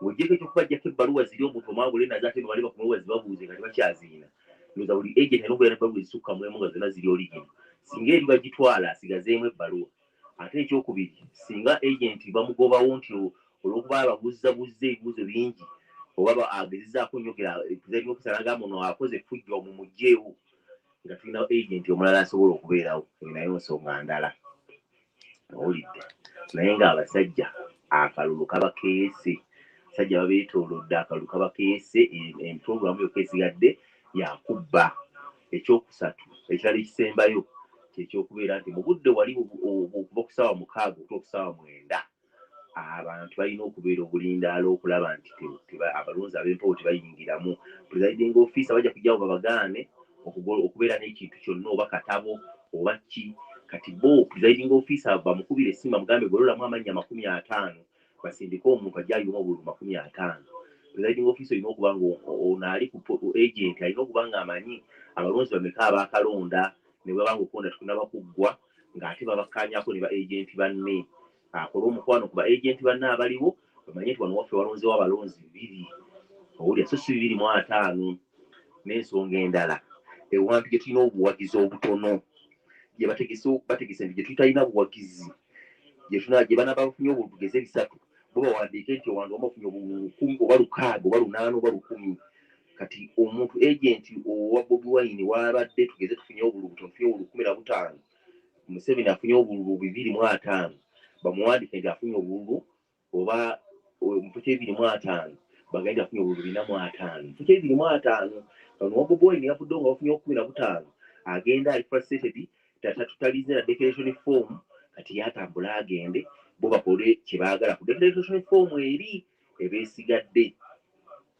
ekirala okukuŋŋaanya declaration form zonna mu district kuba bagenda zibawambako omuntu alina declaration form bagenda kuba bamunoonyanga ki balina okubaawo enkola esobola okukuŋŋaanya declaration form ezo kati bw'oba olinayo omuntu g'omanyi nadde manyisa nnyo olina essimu ya mpuuga kati ng'oyo ogundi coordinate vice president vice wa region eno eyaffe ne bafuna ku information eno ng'obudde bukyali ne bagisalira amagezi naye ng'akalulu kabakeese nenyogera nnyo wano ne bano bakasolo mbeera nabo mu nkiiko naye kalulu kabakeese tweyanziza obubaka obwo kansuubire nti buli omu ajja kusobola okuddayo ku vidiyo abasala vidiyo musobola okusalamu kapaati ako ne bw'obanga ewalala wakulemye okusharinga naye ako kasalemu katambule kagwenge vairo okusooka byonna enteekateeka muziwulire za mwami Museveni nti oluvannyuma lw'okulaba ng'alemereddwa buli wamu desperately balowooza kukubba. Naye bwe nabadde ntandika ensonga eno mbagambye nti ffe tulina electoral politics as a trigger that is leading us to revolution. Kitegeeza ki? We shall maintain this throughout and we shall treat it as a trigger up to the end. Kitegeeza our trigger has to be serviced fully and maintain it in a very good and flexible situation. Okwewala ekyokulwanyisa kyaffe okujaaminga. What we can't afford is to have our weapon jam. Mbagamba bulijjo nga bwe mubirabye ebintu bino nti eno revolution yaffe nga bannayuganda, gwe nange naawe n'oli. Ekitegeeza we shall not have so special people that ono yateekeddwa. Officially, formally, we shall have those agents there. But you must be an agent by all means, because it is your right. It is your right. Lwaki mbagamba bwe nti wano we tutuuse mu eno revolution tetuyina muntu gwe tugamba nti gundi gwe twesiga yagenda okutukolera bino, yagenda okutukolera kiri. Ekitegeeza we are waking up very early in the morning. Go osooka ku polling station yo. Make sure before 6 in the morning you are at the polling station. Wolondera. If you're not a registered voter, make sure that before 6 in the morning you are at a polling station near you. Why? Because the exercise that is going to take place at the polling station is fighting for your rights. If you cannot vote, it doesn't mean that you cannot oversee the voting process. Your eyes are very vital. Your presence is very crucial at the polling station. Baganda bange, luno olutabaalo lwe twagendamu lwaffe ffenna terulina muntu wanjawulo gwe tugamba nti ono yateekeddwa okuba nannyini buvunaanyizibwa buno, wabula olw'okubanga tuli bantu abagunjufu wajja kubaawo abo abaweereddwa ebbaluwa okubanga be bagenda okutuula awantu wali okulaba ensonga eno. Kyokka naawe ataweereddwa bbaluwa eno empandiike, weeyambise ebbaluwa eyakubibwa Mukama Katonda n'akugamba nti oli munnayuganda, zino zonna ebisaanyizo bino byonna by'olaba basaba birimu eyo Katonda gye yakuwa. Kitegeeza buvunaanyizibwa bwo okuzuukuka obeerewo. Polling agent by'alina okukola wali kuba mwetegefu na kwekaliriza ekyo ekigenda mu maaso, okubeera sure oba okukakasa nti tewaliiwo bikolwa bya kuvuluga kulonda.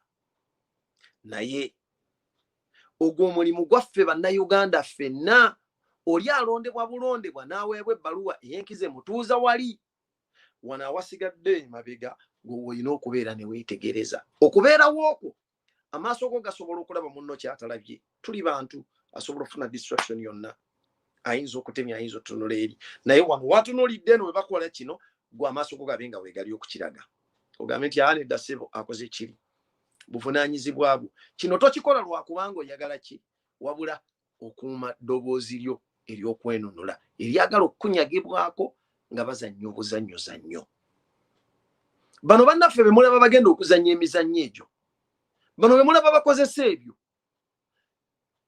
obwongo bwabwe bwe bunafu, naye nga si be bafunamu. They are not the direct beneficiaries. Those are just paid pocket change. Babawa bu miliyoni emu, miliyoni bbiri. naye olwokuba awulidde miliyoni 2 miliyoni 5 miliyoni 10 alaba ng'ekintu ekinene n'atamanya nti kino kyazanyirako kyatunze ge makulu agandibadde gafuula ne 15,000 z'alina okufuuka miliyoni 5 singa aba akozesezza amagezi ge n'alowooza ku nsi ye. Naye tetujja kaayana. You cannot afford having a country with bright people. Even the dense are supposed to be there. It's their right to be stupid. Tebakinaako kyakola Katonda bw'ati bwe yabatonda. Naye tekigaana obusiru bw'abatono tebulina ate kusalirawo bangi bonna kubonaabona. Kuba bangi bonna akkiriza abatono babasalirewo okubonaabona kw'ensi bwe kutube kubeera y'ensonga lwaki Uganda tubonaabona bwe tutyo. Ebintu byonna ebitubonyaabonya byaleetebwa abantu abasinga obutono ku bangi naye bisasuliddwa ffenna. Kati tukeerewo ffenna buli munnayuganda wenna w'oli kyenva mbakaabira nti bannanga abali ebweru wa Uganda tudde Uganda kubanga Uganda tugenda ginunula nga weetuli so singa tusinziira wala tulina kuginunula nga weetuli. Nabagamba tulina kukola ebyo bitubadde tutakolanga bulijjo. Bw'obanga bulijjo gwe okulonda kubadde kutuuka osigala jjo sigadde nti njabirabira ku TV. This time round jangu obeerewo. Muve mu kulaba amawulire kati mugende mubeere mu mawulire. Woba badde otuulaka n'olaba amawulire banno nga bagakoze. This time round zuukuka ogenda okola amawulire. Abanaalaba naawe gwe baba balabako. Ebyo bye bibadde nga bibulawo nga tulowooza nti bano bajja kikola ne mutuuleka ne mutereera. Abalala okulonda mukweyambisanga kuwummula. Mbadde ndudde okufuna kawulire kangende mpumulemu ko bino ebyokulonda. Don't take things for granted. Temulowooza nti ebintu bwe byali bwe biteekeddwa okuba. No. Olina obusobozi n'amaanyi n'obuyinza obusobola okukyusa ekintu kino ne kitambula nga bw'okyagala. Bw'otojje kubeerawo gw'ogenda weggyeko omukisa gwo okutuukiriza ekyo ky'oyagala jangu owagire gw'oyagala by'oyagala bisobole okubeera nga biteekebwa mu nkola. Bano abasajja bali desperate tebalina balonzi. Era n'ewabweru mukirabyeko. Yensonga lwaki mubalaba bakaayana tubajje ku mpewo tumulekerawo okutambula mulekerawo okukyala mulekerawo okulaga bino kyekibagezesaako kuba abantu temujja kumulaba temujja kusembera eno kubanga bamaze okulaba nti bo bwe batambula abantu tebabafuna. Ate ono bw'atambula abafuna ate baagala kulaga be bali popular. Kati ke kaseera nga bwe tubalazeeko nti tebalina kye bali ne wali mu kulonda tugende tukibalage. Bino byonna bye bayiiya tujja kusobola okubikurashinga. For the first time I've used that word. It has been Museveni's word, but I told him you have no monopoly over anything. You can't gain monopoly over words because this is a vocabulary of other people. If you said you could crush us, it does not give you monopoly over that. We shall crush you as well. And how are we going to crush you? In the ballot. We shall crush Museveni on the ballot.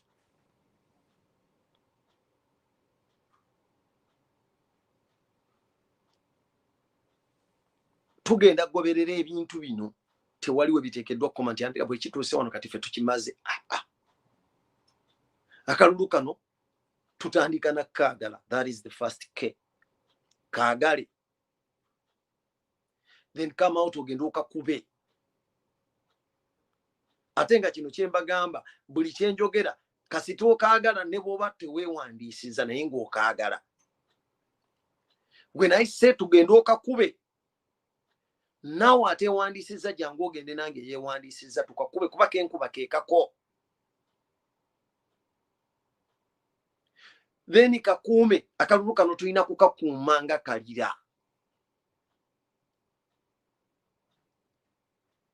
Bwe tumaliriza tugenda kalondoola.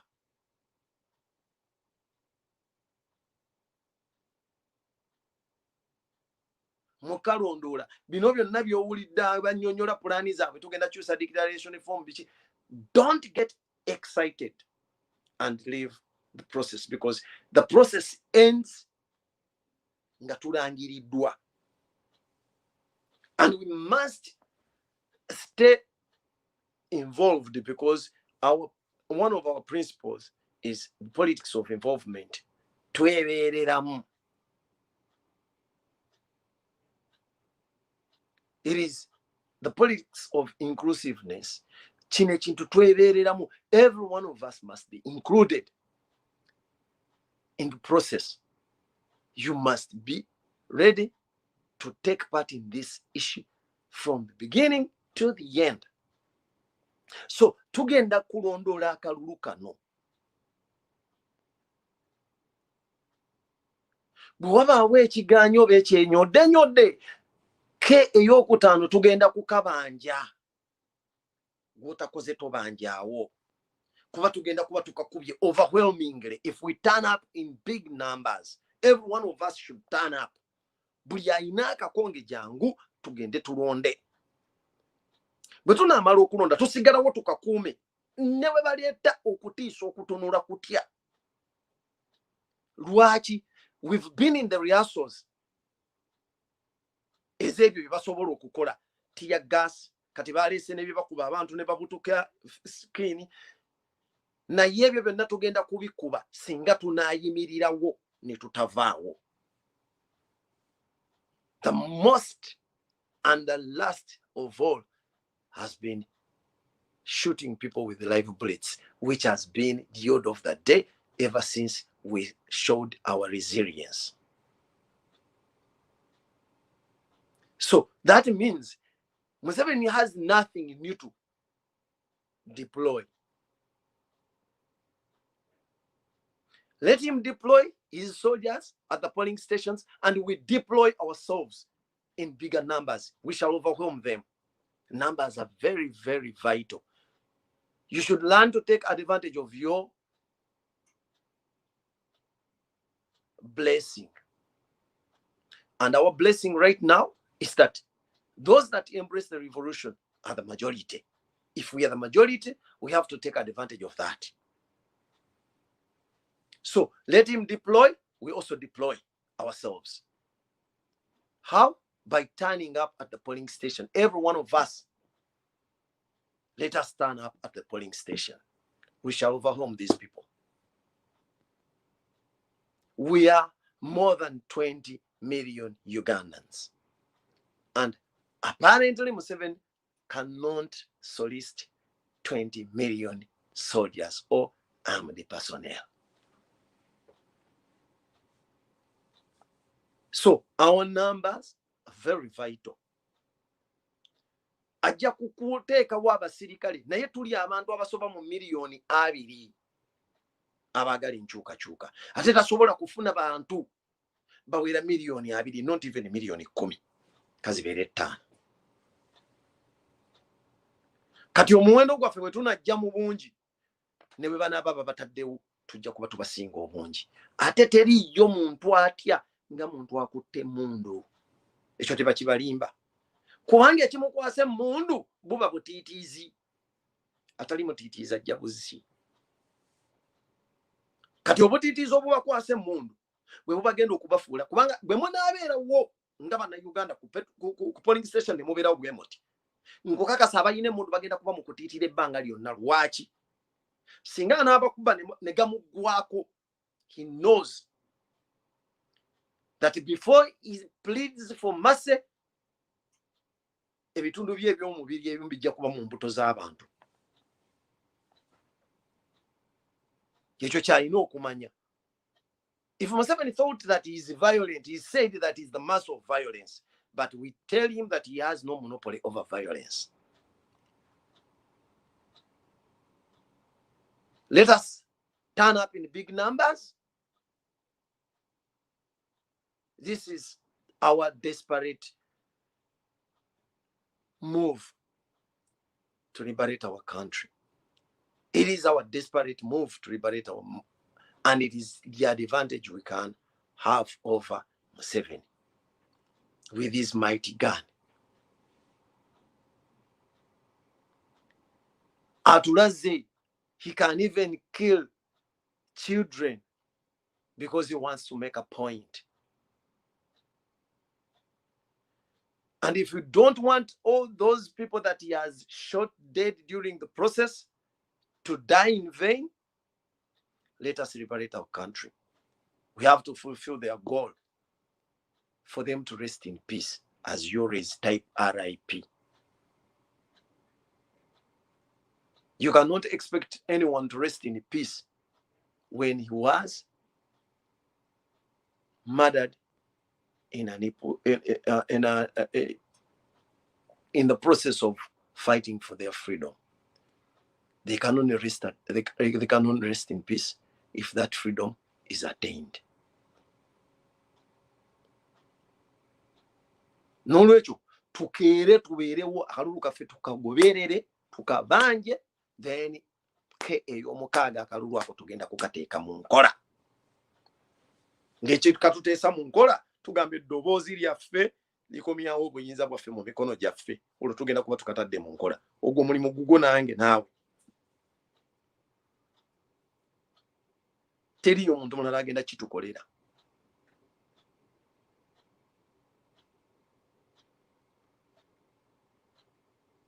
We shall all be agents at the polling stations. Every one of us must be an agent.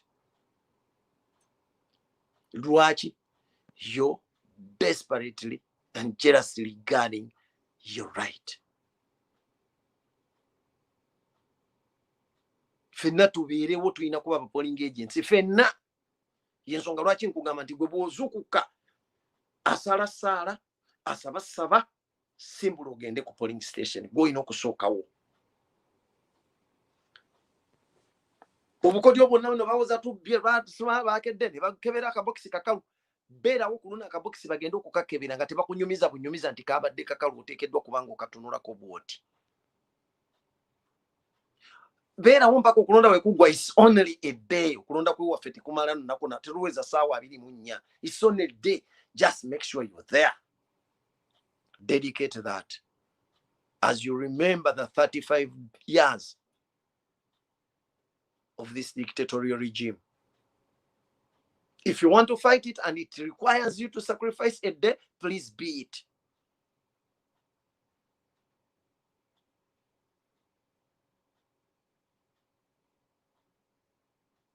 Tulekeraawo okuteeka ebintu ebitalina makulu mu maaso gaffe.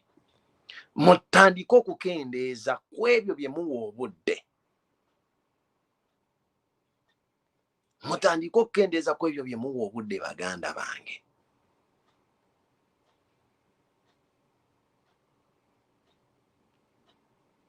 Mumanye kiki kye twetaaga. Obudde tulina butono ddala. Obudde tulina butono ddala. We've got less than 30 days. If we want to see the light in our country.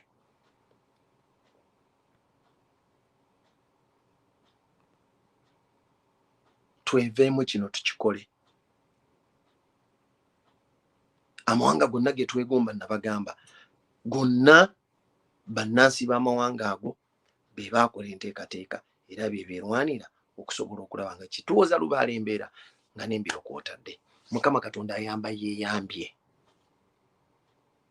Bwe tuba twagala okuva mu mbeera eno, ffe ffennyini tusooke tusituke. Majority of you are appealing so much to the international community to come to our help. But I always tell you that the international community you're appealing to, these are nothing but exploiters. They are users, and they will always come if they see that we are determined on our cause. Why? They would not afford to let us liberate ourselves without their intervention, because they will always come so that they can maintain their grip on the manipulation of Africa. So let us stay in our lane. Let us stay on the course. Just be rest assured, they will always come to and follow us.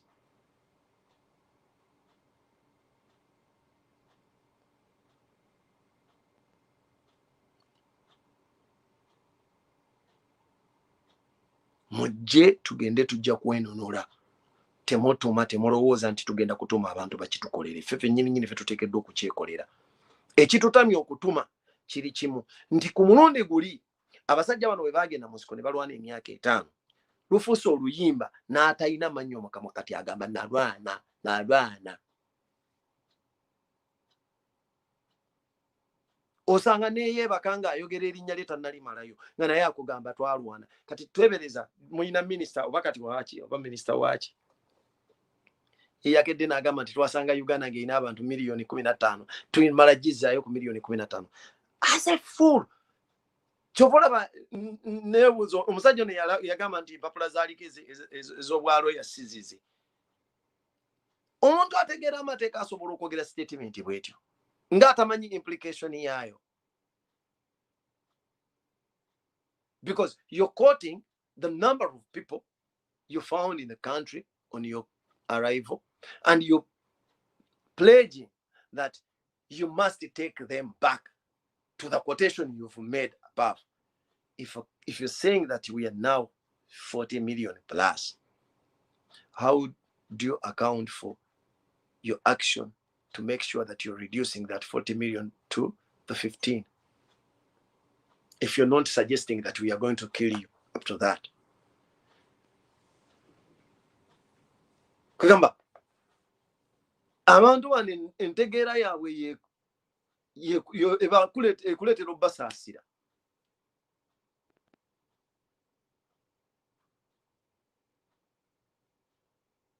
Entegeera ekuleetera obbasaasira.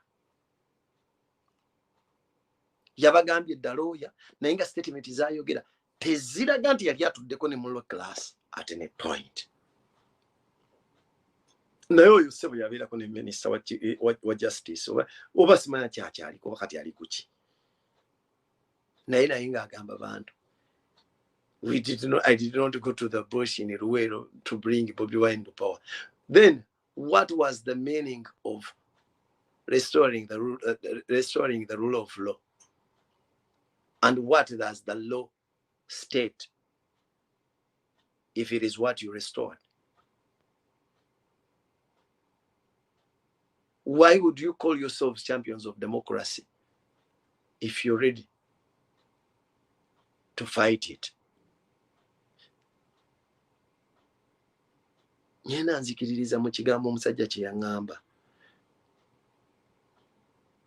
nti in NRM the first qualification is you must lose access to your brains.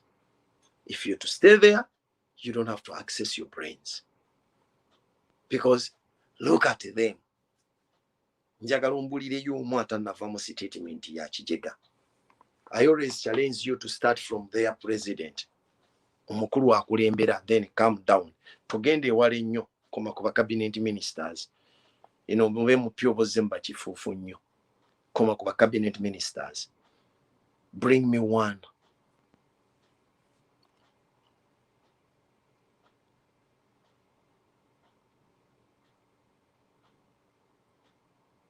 That is it. Eyo yensi mwe tuli abo be bantu betugoberera.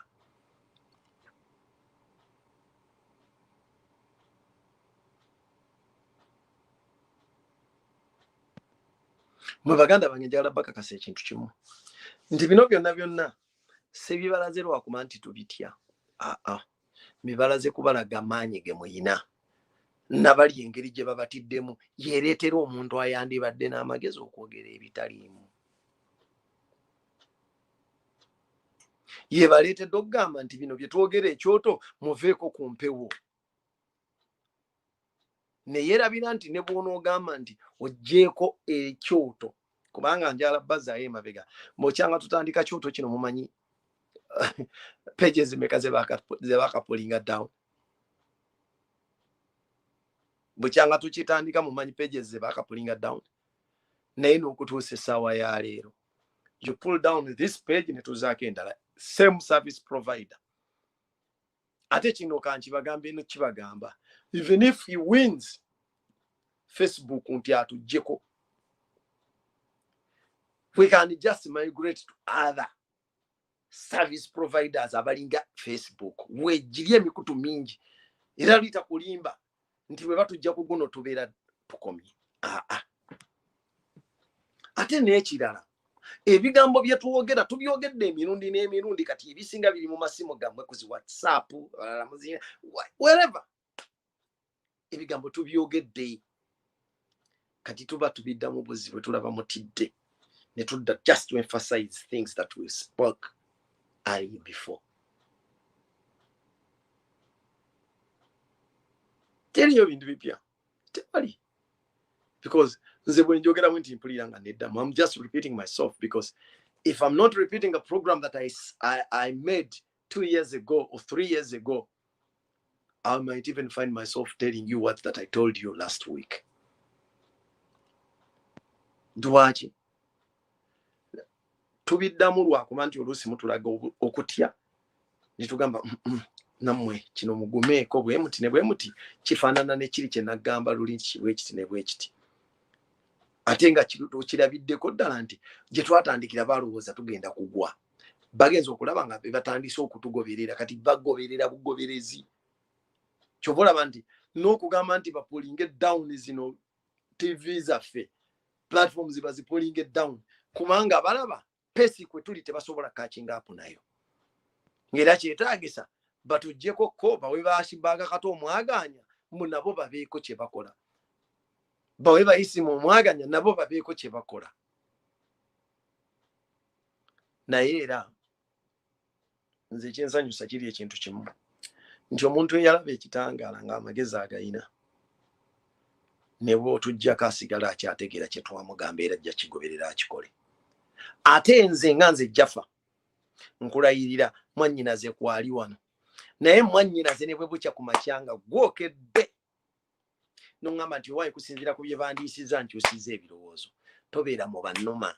Lwaki? I told you nze nga nze Jaffa I managed to afford okusazaamu kabeere blood brother or sister nga bwakedde ku makya naŋŋamba subscribinga to NRM. Effesi ye njerabira mu mutima gwange ne mutimbako ogufesi gwa Museveni bebba nga buli lwoyogera erinnya ly'effesi eyo gye ndaba. If any one of you knew my family, bani bade bakubulira, there are people I don't even talk to. There are those that I already count dead. Nganze mu bulamu obwange bafada. Era omumbikira ne ngamba, yesterday waliwo yafudde waffe. Never mumbikidde era mumbikidde just for formality. Ne mugamba bansaasirire. But not even getting a courtesy bakubira essimu. Dwachi? To me, if you subscribe to NRM, you are already a dead person to me. Nothing. Sina chinkwagaza. Abafu tebogera n'abalamu. Singa abafu baali boogera n'abalamu. Era singa baali babikola. Bano bimulaba basse.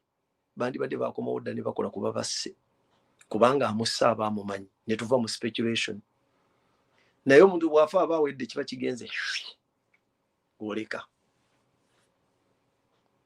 Ng'otandika bulamu bulala. Kati nze bwe ntyo bwe ndi. Naye mmwe nzija gye muli. Ne nkomawo ng'ebintu bino nabyogera dda. Ne mbibaddiramu. Lwaki? I consider you as my real blood. Lwaki? Ate tugamba nnyaffe e Uganda. Kate bwe bannyaffe nga ye Uganda nga naawe yakuzaala nange yanzaala ki ekitwawula. Nva ku bali be banzaala nabo naye nga tategeera bwe tutegeera. DNA y'okutegeera erina okuba nga tukwatagana. Tusobola kubeera nga tuli baalugana naye nga tutegeera nga bwe ntegeera. Kiringa toyinza kundeetera mwana nga tategeera nga bwe ntegeera ne gama wange. Olina okunoonya ewalala waava. Owange alina kubanga wange. Wakiri anfaanana n'okwogera.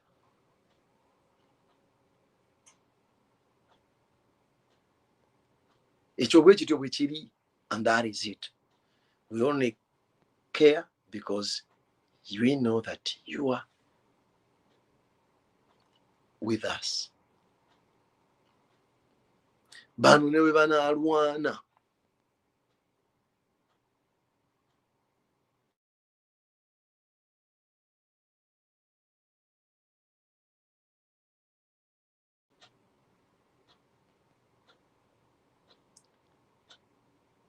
batandise otawanya video eno era simanyi oba eddoboozi likwereri.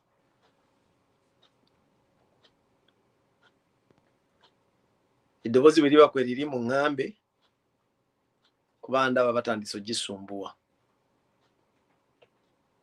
But at least tuba tubyogedde. Okay, thank you. Tuba tubyogedde nga bituuse kye kisinga obukulu. This information is going to stay, and it is the same information we told you 3 years ago. It is what we need to see ourselves through. It is what you're supposed to do. Always, if you do your part, that when you come to such a message, at least a video, share it.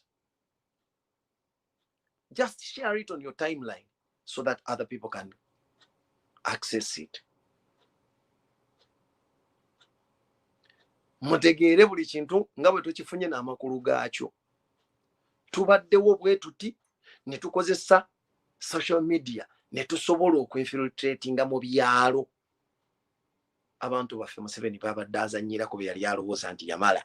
Era bano abantu be baali bamuguma nti abo bali ku social media eno mu byalo, ebyalo byo byaffe.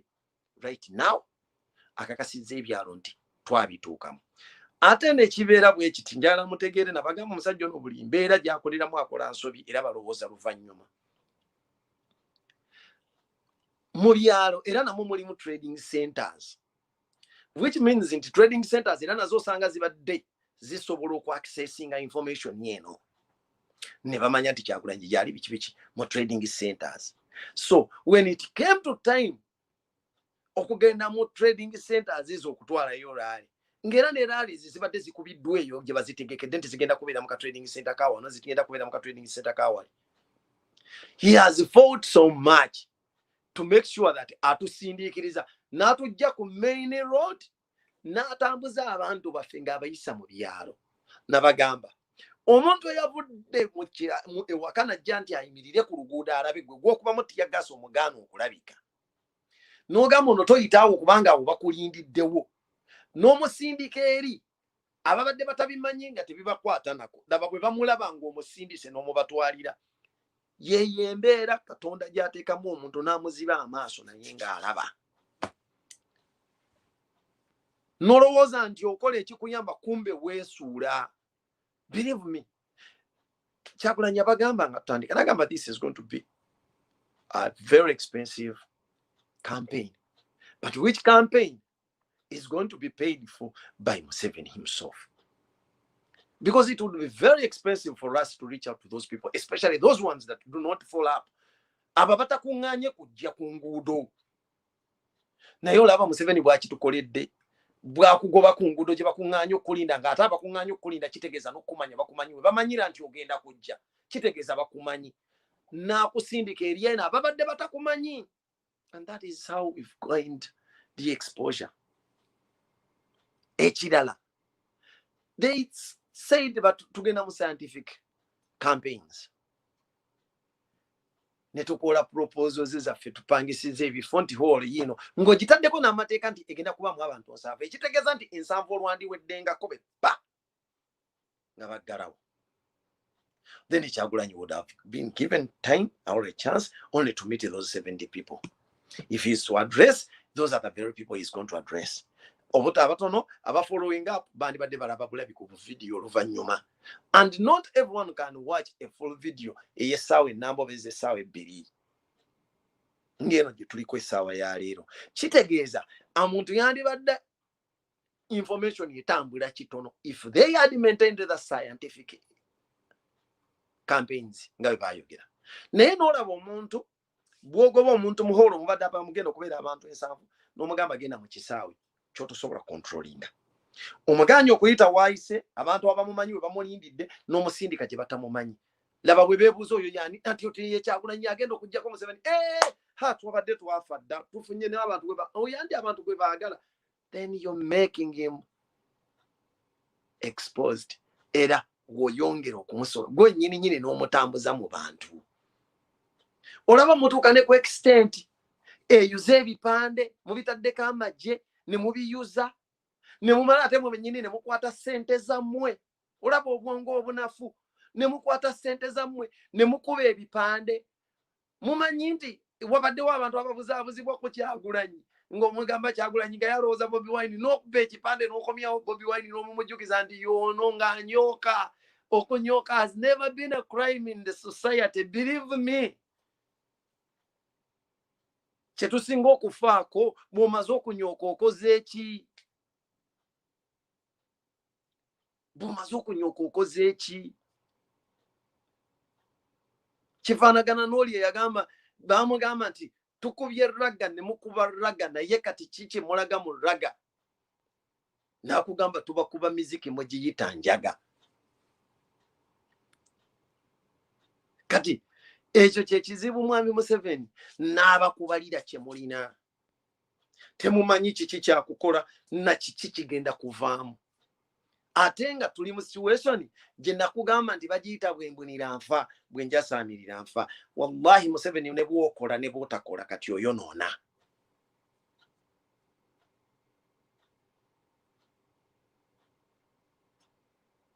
Ne bw'okola ne bw'otokola obeera oyonoona. That is the results of overstaying your welcome. Mukitwale ng'ekintu kitono omugenyi bw'akyala ng'akakyala mupya. Ne bw'akola ensobi mugibikkirira. Mugyesonyiwa. Naye kasita alwawo ne gy'atakoze mugimusibako.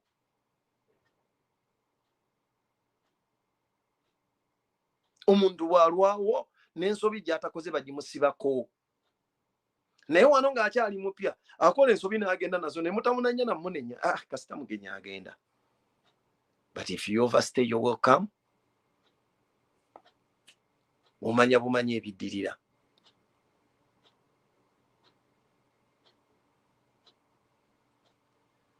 Muzeeyi Museveni nja kwongerera okugamba, because I'm not in your circles, but I know you know those ones that are calling shots in your circles. Apparently, whatever shot they are calling is not helping you, but rather exposing you on the international scene and at home. Ku local scene, abantu ababadde batamanyi nti oli munafu, kati bagenze bategeera nti obadde munafu. Abantu ababadde batakimanyi nti bulijjo ozannyira abantu ku bwongo n'opposition yo gye weetegekera, kati bakitegedde. Lwaki? Eno tuyimba buyimbi tetunaggambako nti tugenda kukuba. Naye buli lwojja okwogera naffe ofubutulayo mundu era olekawo busse. Ekintu ky'obadde tokola emabegako wonna. Olwaleero oyina ba competitors mbu 10, including us. Naye your major focus is on us. And all the brutality is targeting us. Which means that all along you've been playing people, staging your own opposition and your actions. We only pity those who died buying your lies. Those who are languishing in prisons that were arrested in the camouflage of opposition. We only pity them, but we promise them liberty after we attain our freedom. They'll also be free because they were fooled, and you cannot deny them. They were anxiously yearning for change. You provided a lie, camouflage, and they fell for the trick, thinking they are following the right people.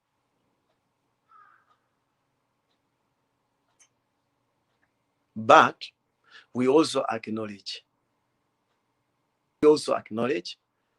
their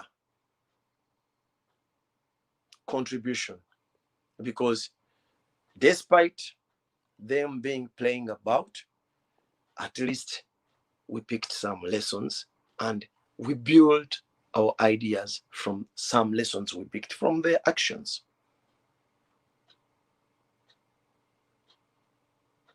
Bajjanga batulimba nga bwe baali batulaga ebikyamo byo naye ebimu bye wadde babisongangako twasobola okumanya nti bikyamo byebyo era kwe tuzimbidde.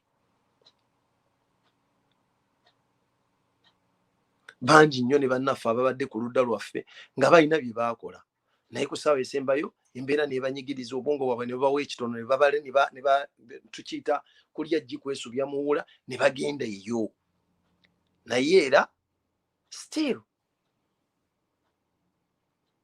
kiri kye baaleka bakoze ne batulaga ekyo kyo tukyakijjukira.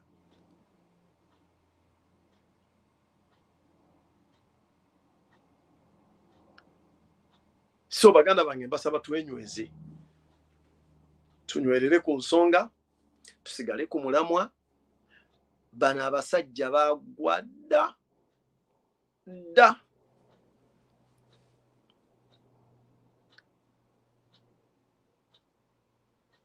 Kati mwami Museveni twagala kwashuwalinga kyonna ky'oyagala okukola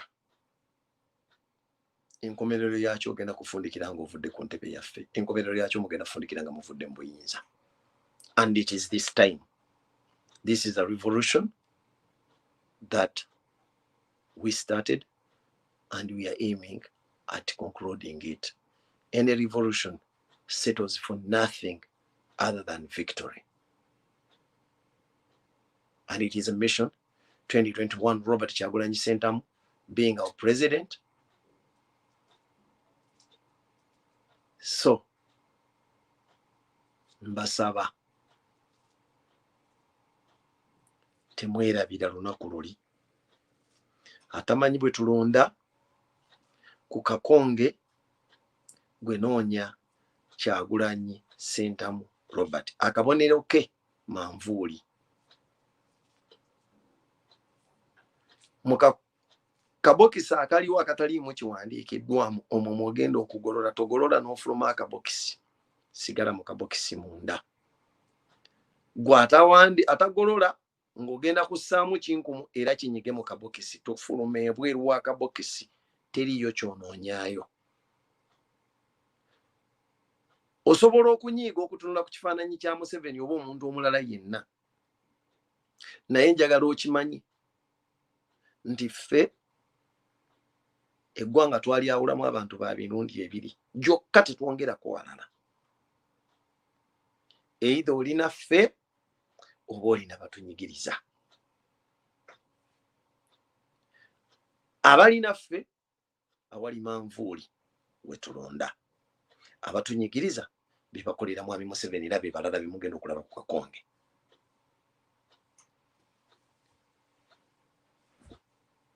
Kitegeeza ki?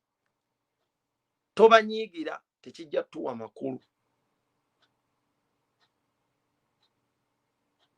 Tobanyiigira, tekijja tuwa makulu. Obunyiivu bwo bwonna buteeke ku kalulu wali ng'olonda Kyagulanyi, olonda Walyambuleera. Wandiika mu kabokisi mwokka, ate omulundi gumu gwokka. Wadde osanyuse nnyo, tossaamu ttiiki yakubiri, emu emala. Ng'eri mu kabokisi wakati, tegenda tekafuluma, ekoma munda mu kabokisi. Bano tobakoonamu, tobavuma, towandiikamu, tokola ki, tojjaamu maaso gaabwe, baleke basigale naye nga gw'olonze wali. Ago ge maanyi go era ge gagenda okusalawo. Bw'omala okulonda tovaawo.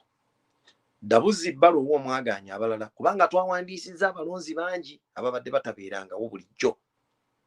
Bawo omukisa ogulonda, kuba obudde obw'okulonda tebweyongeddeeko, wabula omuwendo gw'abalonzi gwe gweyongedde. Kitegeeza ki? Olw'okuba omuwendo gw'abalonzi ogweyongedde gwaffe, tubawo omukisa bonna balonde. Kozesa obudde bwotono nnyo okulonda oveewo ne munnaalondebwe. Wevaawo weetoolooledda kumpi, togenda ka, sigala awo. Ne bwe banaaleeta ebigambo ebifaanana bitya, ne bwe banaayogera ki, gwe sigalawo. Tugenda kuuma akalulu wako nga bwe bakuuma akalira k'omwana mu Buganda, kubanga jjukira tukaagala nnyo. Tugenda kukalondoola. tugenda kukabanja ate tugenda kassa mu nkola. Naye ebyo byonna tugenda bikola nga weetuli awo. Ali gy'oli siba engugu tudde eka.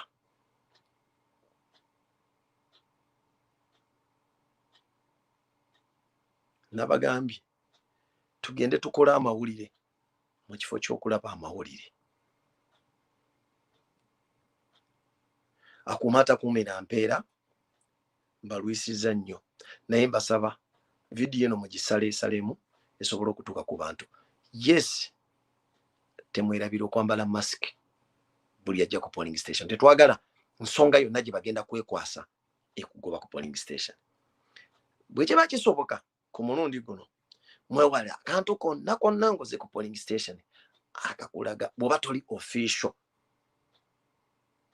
gwazze obuzi okulonda akaluluko, lekayo ebina attracting abantu gy'oli. Baleti muzireke eyo kubanga baleti esinga obulungi gyambale ku mwoyo, ku mutima gwo. Our red color beera nayo ku mutima. The umbrella symbol beera nayo ku mutima. Bwe tunaabissa ku mutima tugenda kusobola okukola ebisigadde nga ebiri ku mutima gwaffe teryabitegedde.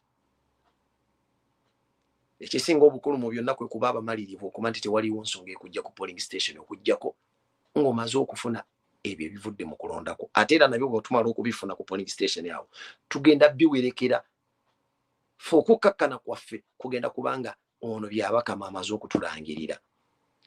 Then bw'amala otulangirira naffe tulangirira ekiddako. Akuume atakuumira mpeera tujja kuddamu nate. People power.